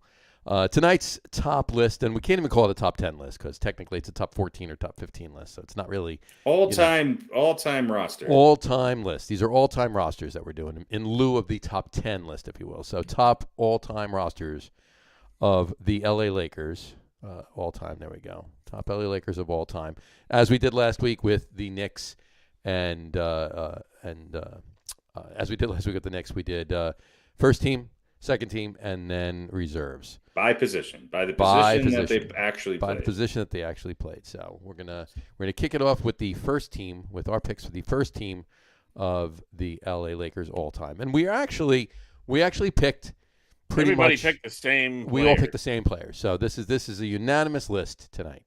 Now does that? What does that say about the Lakers? That we didn't have. I mean, there are a couple guys here and there you might have put in for sentimental reasons or whatever, but it was fairly obvious. So what does that say about the Lakers? Well, here's what it tells me about the Lakers is that they have an incredible history. They have arguably the best player of all time at one position. Right. They arguably have 3 of the top 5 of all time at another position. Mm-hmm. They arguably have the second best player of all time at another position. And the guy who the NBA logo is named after almost had to be a reserve. Designed after, right. Yeah. But my point is these are their great players, and there's really nobody else who comes close to touching them. Well, as opposed to other lists. I mean, there are some, but as opposed to other lists where we had a wide variance of players. I think this is just like the Knicks. I think the center position was really tough when you really look at it. I mean, to me, it's a no-brainer, but I think it's really tough when you really look at it because they have some great players. It's hard, but I went this route. At two other positions, it's a no-brainer. You can't even argue it. Yeah, that's what I mean. I mean, it's so much like the Knicks. They weren't that. But think about it this way. Think about it this way. This is a great team, though. Think about it this way, though, Pete. I know what you're saying, Pete, but think about it this way. Is it because they only had this many great players? Or is it because other teams, while they have great players, those great players or those best players are a little bit, not a lot, just a little bit closer to earth to the other great players that they had. Yeah. And these guys on this list are just so far above anybody else. Well, that's why this list is easy to do. They also had a lot of guys who played for a long time and also some very successful years with this team. There's some other guys on this list who played. They're going to definitely be number one on another team. Right. Or they're going to start or be on another team. So, and look, quite honestly, if 2 of the guys that are currently playing for the Lakers play another 3 or 4 years with the Lakers, this list changes. Yeah. No, maybe at least one position. I'm not sure. I think I think there's only one that would change in my opinion. The other one, only not so one sure. would change in mine too. Yeah, just the one. Yeah, so. And that's not the one you think. Yeah. To me, it seemed like I basically got to the second team power forward spot before there was really any debate about who belonged there. Right. And it's an interesting question that you just posed, John. Like there's just less distance on other teams between the guy that you put in the one or the two, and then the other couple other guys who played that position for that team. They're so talented. They're so talented at the center position that a guy who's on the all-time 75 and 50-year anniversary, 75-year, 100-year anniversary, didn't make it on the starting roster and had to get an honorary spot tonight. Yeah, but that was also a question of longevity too. Right. Well, played 10, 11 years for the Lakers. I mean, George. We'll talk about it. Look, I would say that this. I would argue that there is no franchise in the history of basketball and maybe sports that has.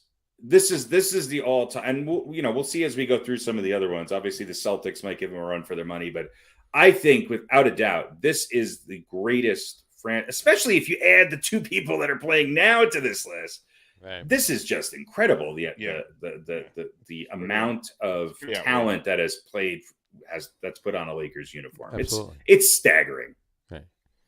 So maybe we should get to reading some names. Let's go. So let's do it. All right. First team. The point guard for our first team tonight is none other than Earvin Magic Johnson. And we will talk more about these after I read them all off.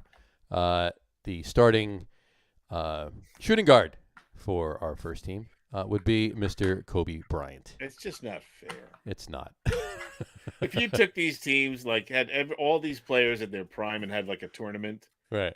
Even the Celtics would look at the Lakers team and go, "Damn it! Yeah, right. There's no way." Right. I don't know. Bird and Havlicek in their prime together with Bob Cousy and Bill Russell. That's a pretty good team too. That's a pretty good team. Yeah. I don't know. So, moving on to the small forward on the first team would be Mr. Elgin Baylor. I mean, this is where you're like, Elgin Baylor. Elgin Baylor. Oh, by the way, Elgin Baylor. And we'll move on to power forward would be Mr. Paul Gasol. This was a tough one, but Paul Gasol. Well, Pau Gasol, yeah. It's they're not deep at the power forward, and there's some other power forwards that I think are more memorable in their history. Right. But he was the missing link when Shaq left and came and was just incredible. He was there, without a doubt, the second best player on those teams. Yeah, Pau Gasol, yeah. Where he might rank amongst the power forwards of all time on every team, is the question. Right, worthy of debate. But as far as his being a great Laker, he was a great Laker. Yeah, right. Him and Lamar Odom, both playing the same position. I think at the same time for a number of years. For a few years, they were. Yeah, both really, really big time contributors. Yeah, to this late championship team. A handful of other names that, they played a lot of time off the bench because of the other talent on the team. They were certainly some guys that were kind of favorites of mine, even though my favorite will always be Kurt Rambis, but it's hard to say Kurt Rambis is a better power forward than Pau Gasol. Yeah. I tried to make a case. I know. I did too. Trust me. You can't. Yeah. Gotcha. All right. And our center for this team of these guys would be none other than Mr. Kareem Abdul-Jabbar, or Lou Alcindor, if you choose. Yeah, I mean Ferdinand Louis Alcindor Jr., to be exact. That's a pretty incredible starting lineup until you see the second team. Yeah, exactly. That's crazy. And where was Mr. Jabbar born? In New York, right? Harlem, New York. Yep, exactly. So there you go. All right. So that's our first team. We'll talk about. Let's read them all off, and then we'll talk about all the teams. Let's do that. All right. Starting point guard for the second team would be Mr. Jerry West.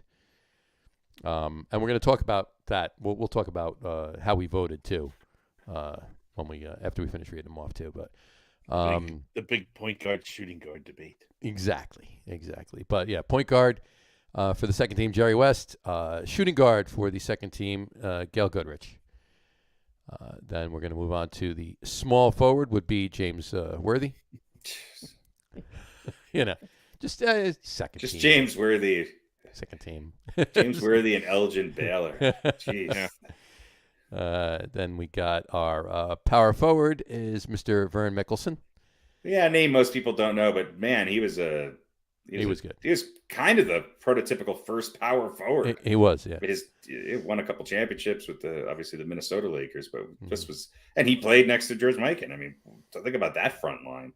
Exactly. But your Vikings. Yeah, exactly. Yeah, I think he fouled out of a bunch of games. Of course he did. So anyway, just like any good power forward should. Yes, exactly. And to round it out, and this may shock a few people, knowing that we named Kareem to the first team as center on the second team, and we were all in agreement with this, and that is Mr. Shaquille O'Neal. Yeah, Shaq gets the pick right there. Yeah. Except that coming in after Shaq and Kareem is arguably the best basketball player of all time. right. We keep him for the reserve. Right. He wasn't as great a Laker. That's still pretty amazing. Yeah. But well, that's the only reason he didn't make it up into one of those other two teams for me is because of the longevity or the time time served, if you will. Although he was in the playoffs and in the finals, I think. Every year. 4 out of the 5 years he was there. Something like that. Right. So, and then the reserve team would be at, they're both. This is our bench. This is our bench, yeah. So our bench would be, as a guard, technically as a shooting guard, but Michael Cooper, also Brian. There it is. Hello. Why is this? There we go. Yeah. Brian Scott also was a guard, and then our reserve. Forward, we have Jamal Wilkes. God, he was good. Yeah. And then, of course, to round it out, and then our garbage time center. Our garbage time center would be Mr. Stilt himself, Wilt Chamberlain. He is this team's version of who is the Knicks' big stiff center in '99 who took over for Ewing and said, "Oh God, he's horrible. Couldn't hit a free throw." Shaq basically dunked on him and then pushed him into the third row. Big white stiff. What's that? Bill Cartwright? No. Big white stiff. Way worse than Cartwright. Way worse. The worst center, the worst player to ever start in an NBA Finals, without a doubt. Anyway, it doesn't matter. The joke's lost. That was pretty funny. I'll think of it. Yeah. So anyway, so Wilt Chamberlain is our garbage time center for this list. All right, let's go back to the first team. Let's talk about the first team. Magic, Kobe, Elgin, Pau, and Kareem. Yeah. So let's talk about them. Go ahead. I think the only name that probably doesn't jump out as obvious on that is Pau Gasol. But his numbers were really good. Look, the Lakers, like a lot of, they didn't necessarily have the depth at power forward, as far as they didn't need it. They always had good guys, but Gasol was the first guy at power forward who really came in. Now, Bob McAdoo played power forword. Yeah, McAdoo is another guy that might have. Another guy didn't have his best years, was there very late in his career, but was, came on off the bench quite a bit, as Gasol did actually when he first started. But Gasol, when you look back on it and you look at those transition period after Shaq, post Shaq, they struggled to win a championship and even get deep into the playoffs until they started getting the Robert Horrys and the Pau Gasols back into the mix here. And, Kobe had a pretty good support team. I would argue that he didn't have nearly as much talent as he did, the Magic had or that Kobe had when him and Shaq were there. But Gasol played, and especially the one year that they won the championship, he was fantastic. And his career numbers are really good, and he was an efficient player, much better defensive player than people give him credit for, especially off the ball. Those Lakers teams were actually pretty good team defensive teams. And he was a great shooter and just a good scorer. I mean, he was consistent. That's what you got out of Pau Gasol. He was just consistent. He wasn't going to score 63 and then come back and score 13. He was just going to give you 18 and 10 and just. He brought, kind of the European game, right? He wasn't a little bit. Yeah, he did. Yeah, but he wasn't. I would say Vlade Divac brought that first, but yeah. Right. No, but I'm saying another guy who, he was amongst that kind of that group of players. He wasn't a bruising power forward. He was, he had an inside presence, but he had better touch, understood defense, and could play defense, and kind of brought that style. I will say, compared to a lot of the other Euros who were coming in at the time, he got more physical. I don't think he liked it, but he got more physical. I think his brother taught that to him. Yeah. He got a little bit more physical. But he was really vital. I think the matchups fared well, but they played some good teams. The Spurs were still around during that time. And look, I thought they were going to win another one, but Pau Gasol was there for a good amount of time and was the second best player on that team without a doubt. Not to go back to it, but Chris Dudley, you were talking about. Chris Dudley, yeah. Oh, so there you go. But this first team, you know what? I love the Celtics team that you put together there, but I still think this first team would probably. Well, Gasol, what people don't realize too, he's 7'1". Mm-hmm. So they were able to be long and give you but he averaged 17 and just under 10 rebounds in his career, and his efficiency rating was pretty good. He shot over 50% field goal percentage. So he had some good years. He played 7 seasons with the Lakers and 10 rebounds and 18 points. That's on a team with a guy who's averaging 30 something. Yeah, absolutely. Mm-hmm. All right. And anything you want to, any of these other, we should probably, make mention of, Magic Johnson, Kobe Bryant, because a lot of people out there don't know who they were. Yeah. But I don't think we need to. I mean,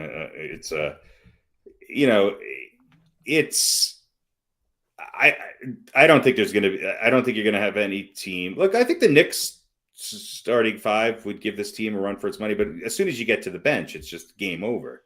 Yeah. It's called depth. Yeah. I mean, they're just such an incredible, the 2 best franchises in the history of basketball are the Lakers and the Celtics. And it's we'll talk about the Celtics. I'm sure we'll do them pretty closely, but it's it would be interesting. Let's just put it that way. Right.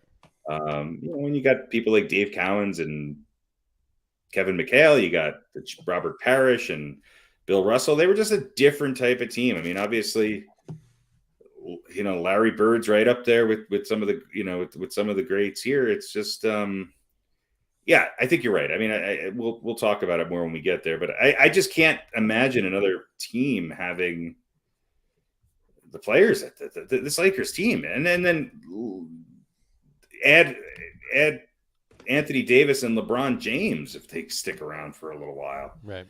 I mean, it's crazy. I honestly, just based on what he's done with the Lakers so far. I mean, if LeBron wins 2 more championships with the Lakers and averages, 28 points a game, then I think you got to put him over Elgin Baylor, but Anthony Davis certainly slides into that top power forward spot with a couple more years served under his belt. So everything gets skewed a little bit more. But look, you have players like a Robert Horry, whose numbers were never great, but you knew Derek Fisher. There's a Bob McAdoo. There's the list of great Laker players goes on. And Norm Nixon, arguably the 3rd best point guard, to ever play for the Lakers. They've always had really, really great players. Mm-hmm. Yeah, agreed. Second team. We have Jerry West, Gail Goodrich, James Worthy, Vern Mickelson, and Shaq. Just like you said, it's called depth. You get that first team for the Knicks would hang tight anyway with the first team. It'd be Shaq against Ewing, and But and then it's just not gonna. Yeah, these five right here, just the depth is crazy when you talk about the Lakers, and then the reserves, your bench, beyond the second team, obviously, Cooper, Scott, Wilkes, and Wilt to Stilt. Not a bad bench. No, and there were a couple of guys that I kind of wanted to put on there. Right. They didn't quite have the numbers, but a guy like Robert Horry. Right. Yeah, Robert Horry was the only other one that I was like back and forth with. He was like, if I put a fifth bench, he would have been on it. Yeah, Horry and Odom was another guy we had in consideration. Derek Fisher, man, he's the I'd be remiss without talking about Kurt Rambis too, because Rambis was just, I mean, he went up against a lot of tough guys. He was a great defensive player. Yeah. He was a goon. He wasn't really a goon, though. He was kind of the guy who the goons beat up on. He wasn't as big as most of the goons. He was a hell of a rebounder and a good defender. Yeah, he was pretty good. I mean, let's not, and out of all of these, let's not forget about people like Jamal Wilkes and James Worthy. I mean, James Worthy, man, pretty incredible. There were a couple of years there where James Worthy you could argue was one of the the best, if not top 2 or 3 players in the NBA. Yeah, absolutely. Yep. Great numbers. I mean, 16,320 points, 4,708 rebounds in his career. His whole career in LA. Yeah. I mean, Bob McAdoo still averaged 25 points and 8 rebounds during his time with the Lakers. Big game, James. And won 2 championships. Yeah. I mean, Michael Thompson, we forget about him. Rick Fox. He was a big part of those teams, Mm-hmm. Again, it's all a matter of depth. I mean, you talk about, you look at the names we have on the list, right? And they're where they are. Now, by no means was Wilt Chamberlain a bench player. Right? No, but he's on this bench because of who's ahead of him and so forth and so on, right? But you think about who was actually on the bench on these teams. Right. It's staggering to think or just the starters. Or the starters with them. Yeah, sure. Another guy that I thought about putting on my bench was AC Green. Mm-hmm. 3 championships, and I think he was almost a double guy, 15-9, 16-8, something like that.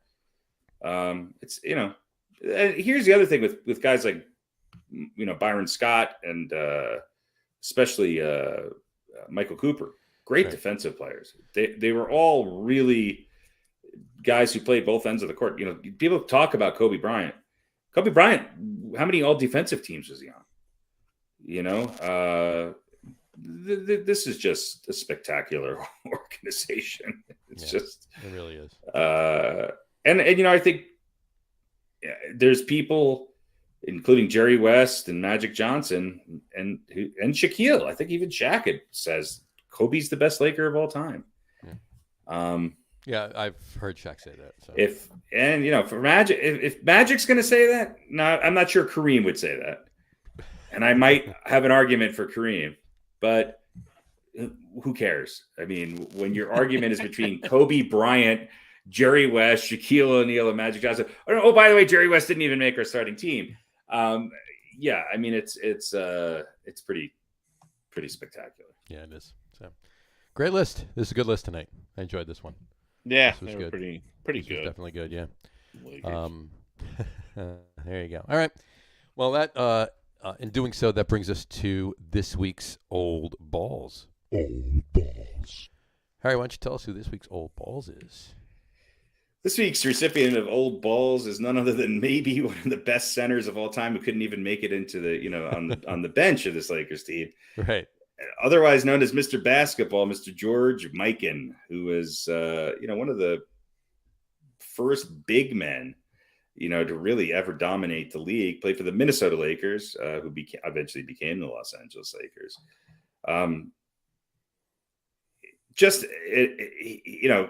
an incredible hook shot, was arguably the best rebounder to ever play in the game, was one of the first just dominant defensive players and shot blockers. And, played at a time when the NBA was still not fully integrated. But you can't really take away his accomplishments. Again, obviously before, not all of his time was played in the NBA, but he played for for 1 year for the Chicago American Gears and then the Minneapolis Lakers, and then coached the Lakers for a couple of years. Two-time NBL champion, 5-time BAA/NBA champion. He was the National Basketball League's most valuable player in 1948. Was a 4-time NBA All-Star in 4 years, and an NBA All-Star Game MVP in 53. A 6-time All BAA/NBA first team, two All-NBA first teams, and NBL scoring champion, 3 times NBA scoring champion.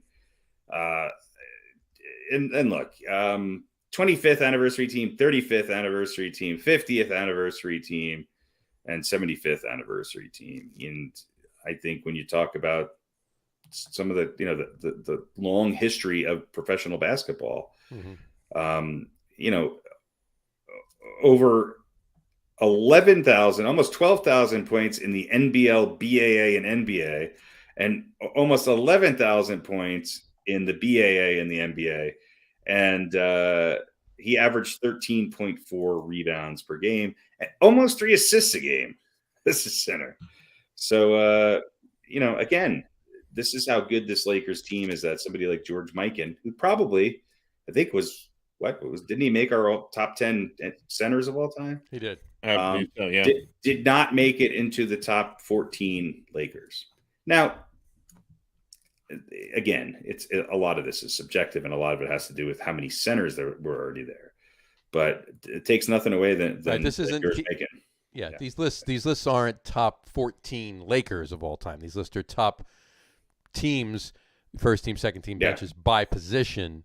So when you have Kareem and Shaq and Wilt in front of you, it's hard to make that, Right. And here's the thing with Mikan is that he was so dominant that the NBA changed its rules and widened the lane from 6 to 12 feet so that, he couldn't dominate as easily and get in and out of the lane without having a violation. I think they also created the goaltending rule because of him, right? Right. Yes. Right. And he's also directly responsible for the ABA 3-point line, which was later adopted by the NBA. So not sure I'll hold that against him maybe, but now anyway. Yeah. Yeah. But look, George Mikan, this week's recipient of all balls, just literally a giant, and was a really, really, really great guy, and he shot his free throws underhanded, which Shaq should have done. Yeah. There you go. Now, did you guys this week's old balls? Oh, sorry. Got to finish with it. Did you guys leave him off because we didn't really need 4 centers? Kind of. I mean, I don't want to put a 4th center on. I just figured I was like, we'll get him on old balls and talk a little bit more about him, than just throwing him in there with Byron Scott and Jamal Wilkes. I mean, I would say that George Mikan is probably a better player than Jamal Wilkes in the history of the Lakers or Byron what Scott. I was getting at. But once you have Kareem, Shaq, Wilt, I was sort of looking at it as, we're creating a team here. We're creating a team. So, look, we didn't have a point guard on the bench. We can't, we only have 4 bench players, so we can't have every position or whatever. Right. But I'm like, you can't have 2 centers on a bench of 4 people. So if we have four centers on the team and only 4 guys on the bench, you're right. Half your bench is a... Yes, I mean that's part of the reason. There's some other.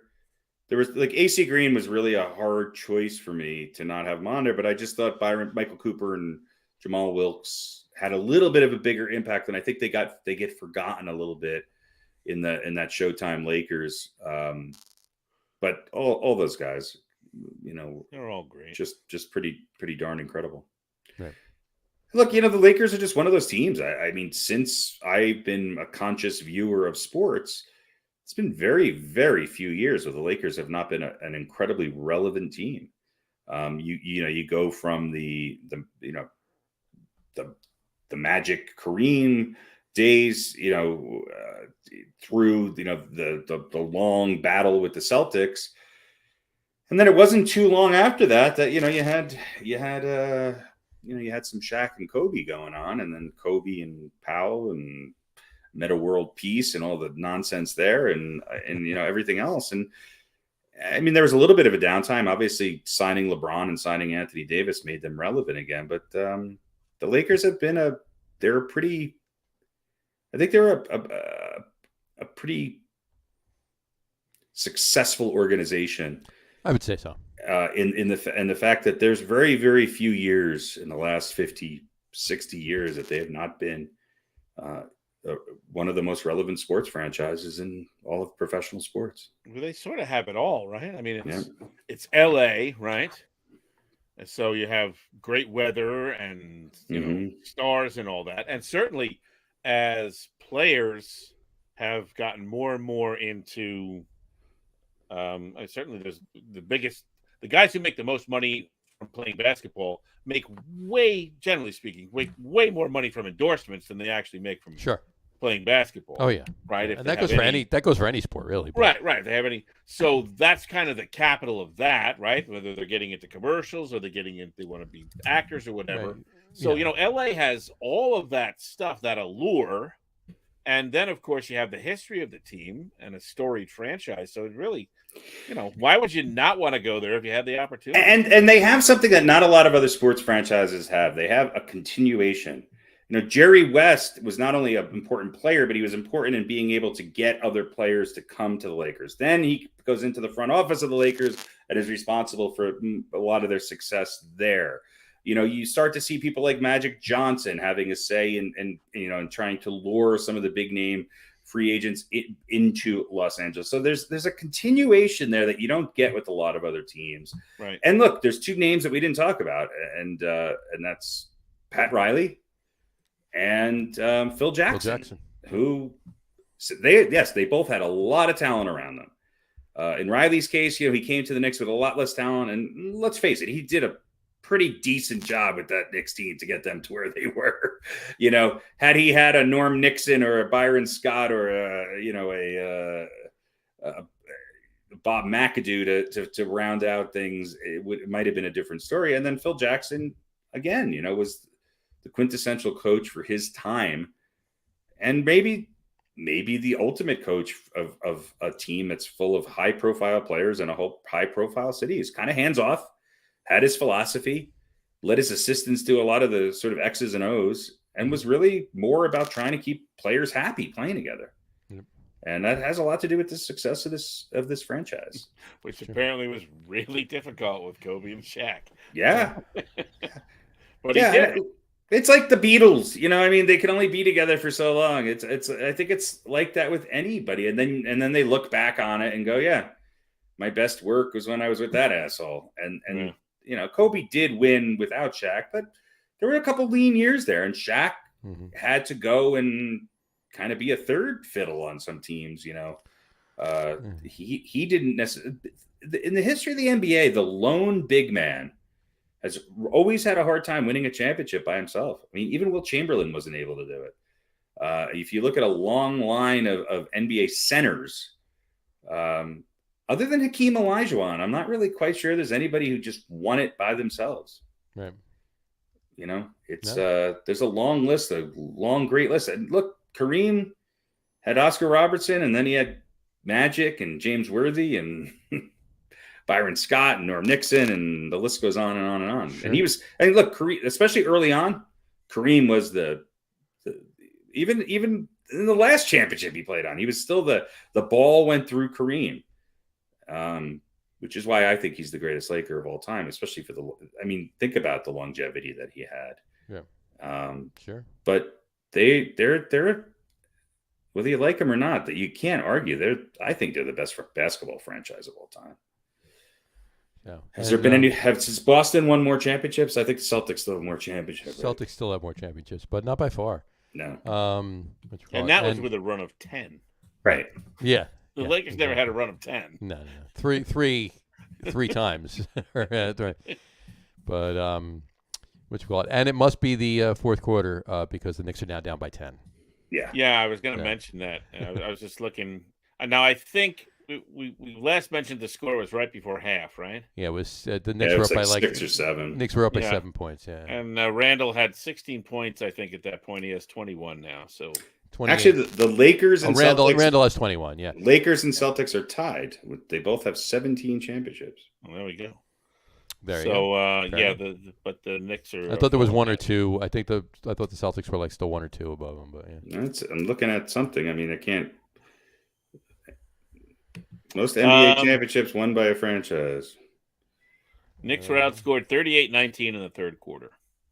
Yep, that's about right. There you go. And they're +2 in the fourth quarters. So I love this stat. Tied 6 times, 1 lead change. There you go. Here's an interesting stat. There you go. The Celtics and the Lakers have combined for 34 of the 74 NBA championships. There you go. Yeah, 17 each. 17 each. Yeah. 34 of the 74. That's crazy. Yeah, the Celtics have 9 conference titles. Won 9 conference titles, and the above the 17, and then the Lakers have 19. And the Celtics have division titles. Celtics have a better 31. winning. Celtics have been to 21 finals appearances and won 17. The Lakers have been to 32 and won 17. Right. So the percentage is better for the Celtics. But you're right. Yeah, 34 of the 74 championships were won by 2 teams. So there you go. But anyway, James Harden's got 24, 8, and 8. R.J. Barrett 28. He leads. R.J. Barrett's got 28. Yeah. 28. Yeah. So Fournier's got 3. Jesus. Yeah, well, it's at least it was the third quarter they shit the bed in tonight. It wasn't the fourth quarter. So yeah, that's true. At least change it up a little bit. That's all. So, I mean, part of me just wants to. I don't want to have to go through watching the Knicks in the playoffs. I kind of hope that they just get a better draft pick, and they're not going to do anything. It's just obvious, But I know. So what are you going to do? Anyway, all right. A little hockey? No. Just no. Here, I'll throw it up there. Well, I mean, I'm wearing a Rangers jersey tonight, so we can talk about Congratulations. it. Rangers are still in third. And Rangers are still in third. They trail the Hurricane by 8 points. 8 points. 8 points, and the Penguins are ahead of them by 3 as well. So they're in third place in the East. Devils are only 31 points behind the 36 points behind the only 36 points out of first. Right. So there you go. And the Lightning, crawling along with Florida and Toronto right behind them. Exactly. So and Montreal's still last. Yeah, technically in the Eastern, in the Metropolitan and Atlantic divisions, the Knicks are technically in 6th right now. The Knicks. Rangers are technically in 6th right now. I'm looking at the word Knicks and talking about the Rangers. Oh yeah. Because they have 71 points and the Lightning have 76. Well, Pittsburgh and Toronto are tied for 4th. Pittsburgh and Toronto are tied for 4th. Yeah. So yes, but who has the most points in all of the NHL by quite a bit? That would be the Avalanche.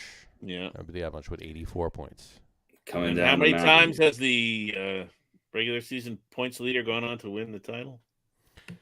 Not that many. Not that many, no. I don't know. For the amount of time the Avalanche have been in hockey, they've been a pretty successful organization. Sure. Oh, absolutely. No, they definitely have. And I'm looking at it. The Devils right now have 43 points. The Kraken are only 7 points behind them with 37 points. So, and the Coyotes are just 32. They're in the they're the trailing. They're bringing. Yeah, but that Pacific Division, nobody's got any points there. Yeah, that's true. Calgary's in first with 70. Give me a break. Yeah. Be no better than third in any other. Too many hockey teams. Yeah, there really are a lot. 30. And again, the Canadians are just stinking it up. They are. Canadians, the Sabres. These are the teams that I want to see in there. The Vancouver's no good. The Canadians have 4 less points than the Kraken do. So. And every year, the Pittsburgh Penguins are good. Every year. Even with Ben Roethlisberger retiring. Yeah. Well, they got. He retired from football. He's still going to be. He's still their backup. Backup goalie. Goalie, yeah. I don't know about that. How much longer can Crosby play? He's been around for a while now, right? That would be an interesting question of who's the starting, team for the Pittsburgh Penguins. Yeah. That would be an interesting one. We should do that. Pick your center. I still got to go. I still got to go with Shaq. Shaq. I still got to go with Shaq. Yeah, probably. No, I'll go Pouncey. I'll go for Pouncey. Whoever the guy was that played for the Fish that saved Pittsburgh. Marcus Pouncey, yeah. Mike Webster, come on. Oh, that's great. But anyway, all right, there you go. Well, no real movement. I mean, my one takeaway going back to the NBA is the Memphis Grizzlies are for real, and Ja Morant has stamped his name onto the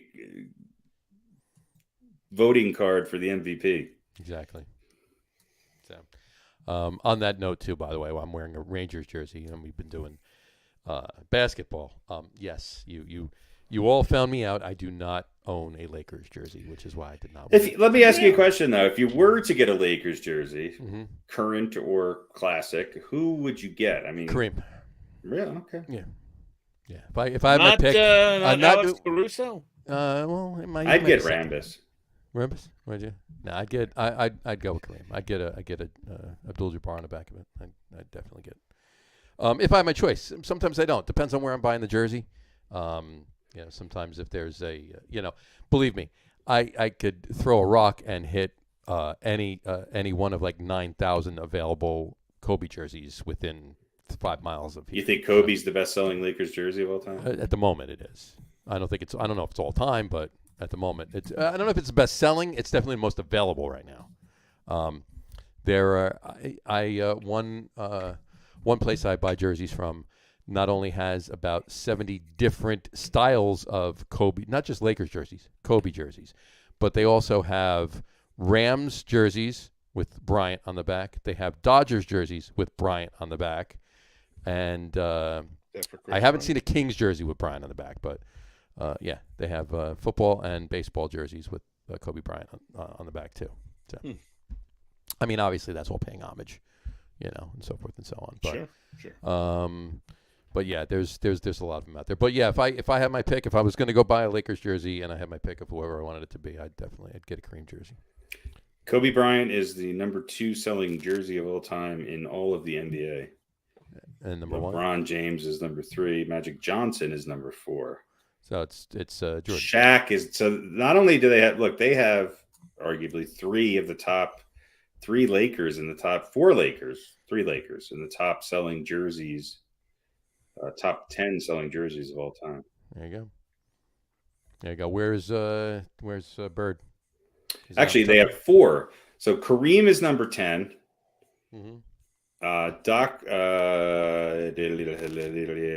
Shaq is number 6.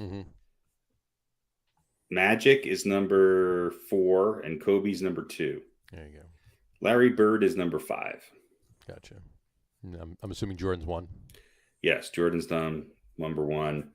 The list is Jordan, Kobe, LeBron, Magic, Bird, Shaq, Steph Curry, Julius Erving, and Allen Iverson and Kareem Abdul-Jabbar, with Hakeem Olajuwon being number 11. Iverson made the top 10, huh?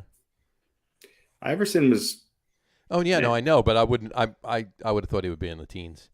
I didn't think he would have cracked the top 10, but okay. The George Mikan jersey wasn't really available. That's the one I would get. If it was available, then that would have displaced Iverson. I might get Elgin Baylor if I got a Lakers jersey. I'll be honest with you. There you go. I think I would get Mikan. Mikan? Yeah, why not? Why the hell not? Not Mickelson. So you want Minnesota across the front of? Well, Jerry West. Jerry West was drafted by Minnesota, but played his entire career in the Lakers in Los Angeles. There you go. He drafted and they moved. Yeah. There you go. So, cool. There you go. All right. Is that it? Is it time? No, not yet. Oh. Not quite. We have an over/under to do. Oh, yeah! How exciting! So you have an over/under to do. All right. What's it over and what is it under? So I don't want to know. Let's see. What's the over/under tonight? This is going to be very I don't know, educational, if nothing else, maybe. Fair enough. So to quote, or at least paraphrase, Chris Farley from one of the movies it was in where he played a fat guy or something. You may have noticed I have a little bit of a weight problem. So I've been checking my blood glucose level lately. Okay. Because I'm kind of on the cusp of the old type 2 diabetes. Ooh, not good. Yeah. And when I say cusp, kind of on the wrong side of the cusp. Mm-hmm. So let's see. Let me move this. Can you make my screen bigger? Yes. Get rid of me. Because I want to try and get it. I like that the over/under is during the hockey ice. I want to try and get a good look at this. So I may have to move my camera. That's not helpful. That's you bigger. Yeah. I want me to be bigger. Can you do that?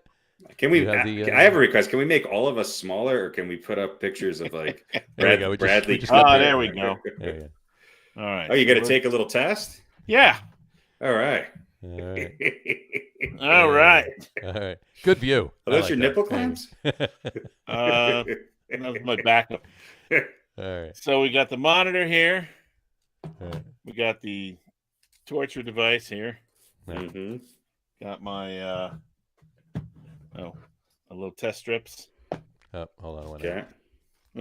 There you go. So what number are we looking at? Well, let me see. I got a chart here. Let me pull up the chart for a second.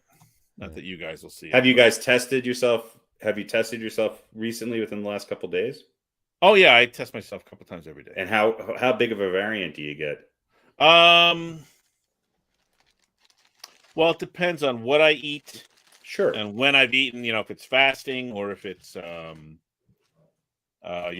test myself fasting, and then a couple hours after a meal, 2 hours after a meal, you test it. So, could be anywhere from. So here's the regular levels for a normal person.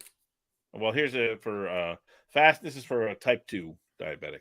Okay. Fasting would be 70 to 130. Mm-hmm. For a non-diabetic person would be, I think, under 100, and that's like a 10 or 12 hour fast. Mm-hmm. A couple hours after a meal would be under 180. Ideal is under 140. And then, that's about it. So when did you eat last? It's got to be at least a couple hours ago. Obviously, we've been doing. Yeah, this no, it was it's around 6 o'clock. Okay. So, Eastern time. So 4 hours ago. Yeah. So, but I don't want to say what I had because I don't want that to skew things. Big bowl of sugar. A couple of lollipops. An entire pizza. So here we have the Lancet. Another reason to hate the French. Right. And that goes into the torture stick thing here. Mm-hmm.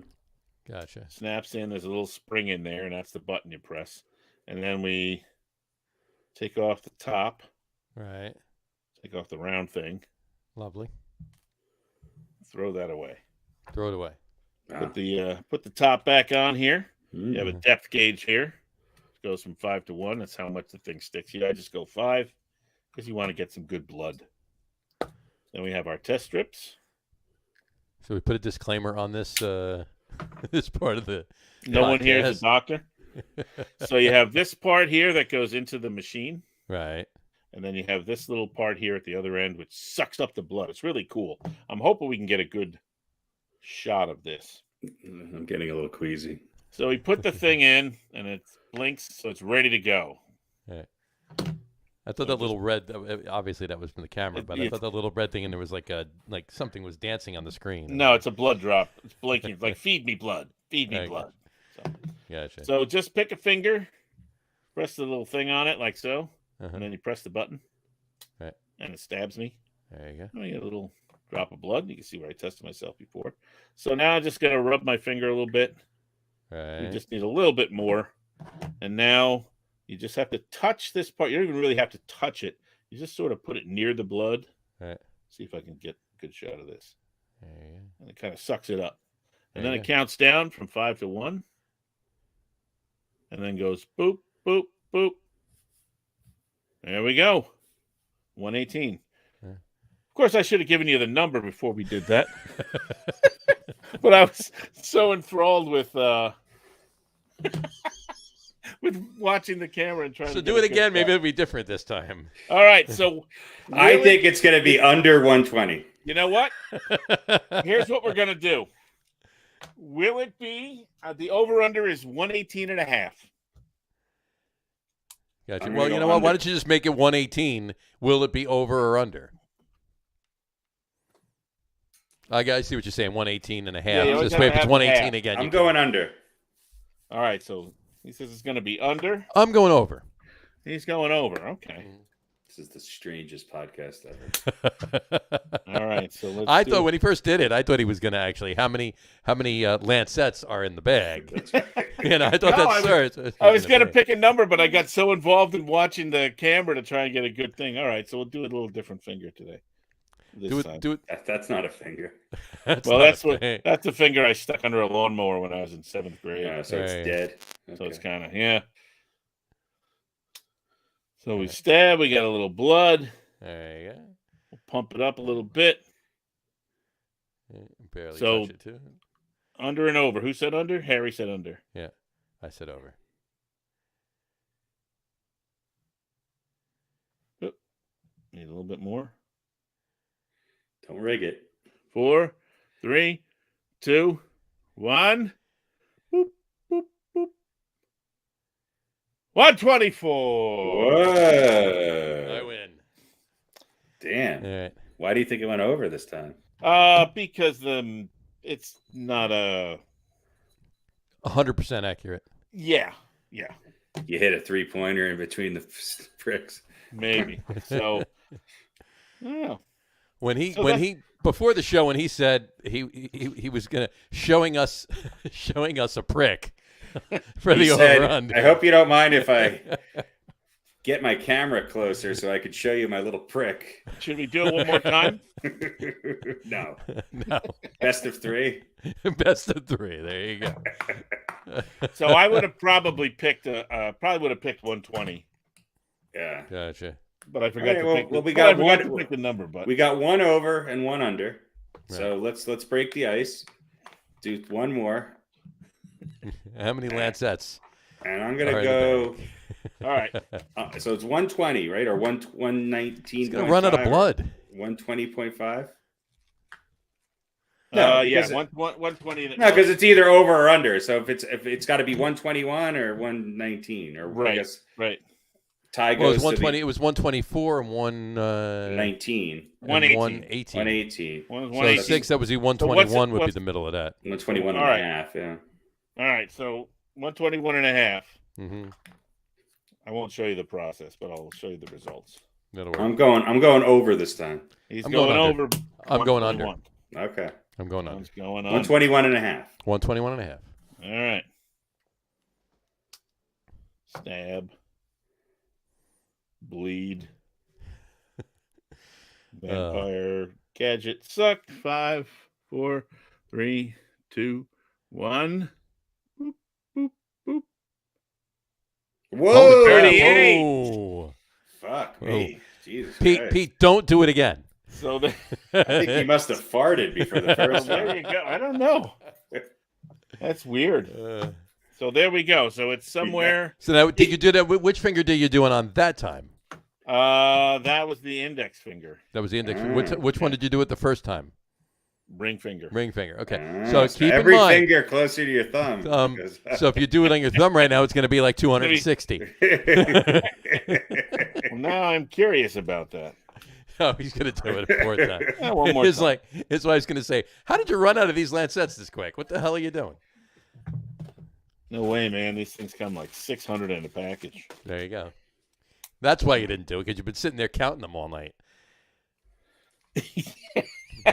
That's right. How many lancets in a bag? Right.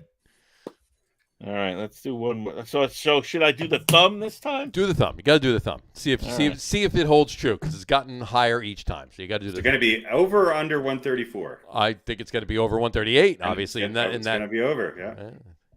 Right. So. All right. Let's do one more. What the hell? 3, 2, 1, 0. Let's see, and it is.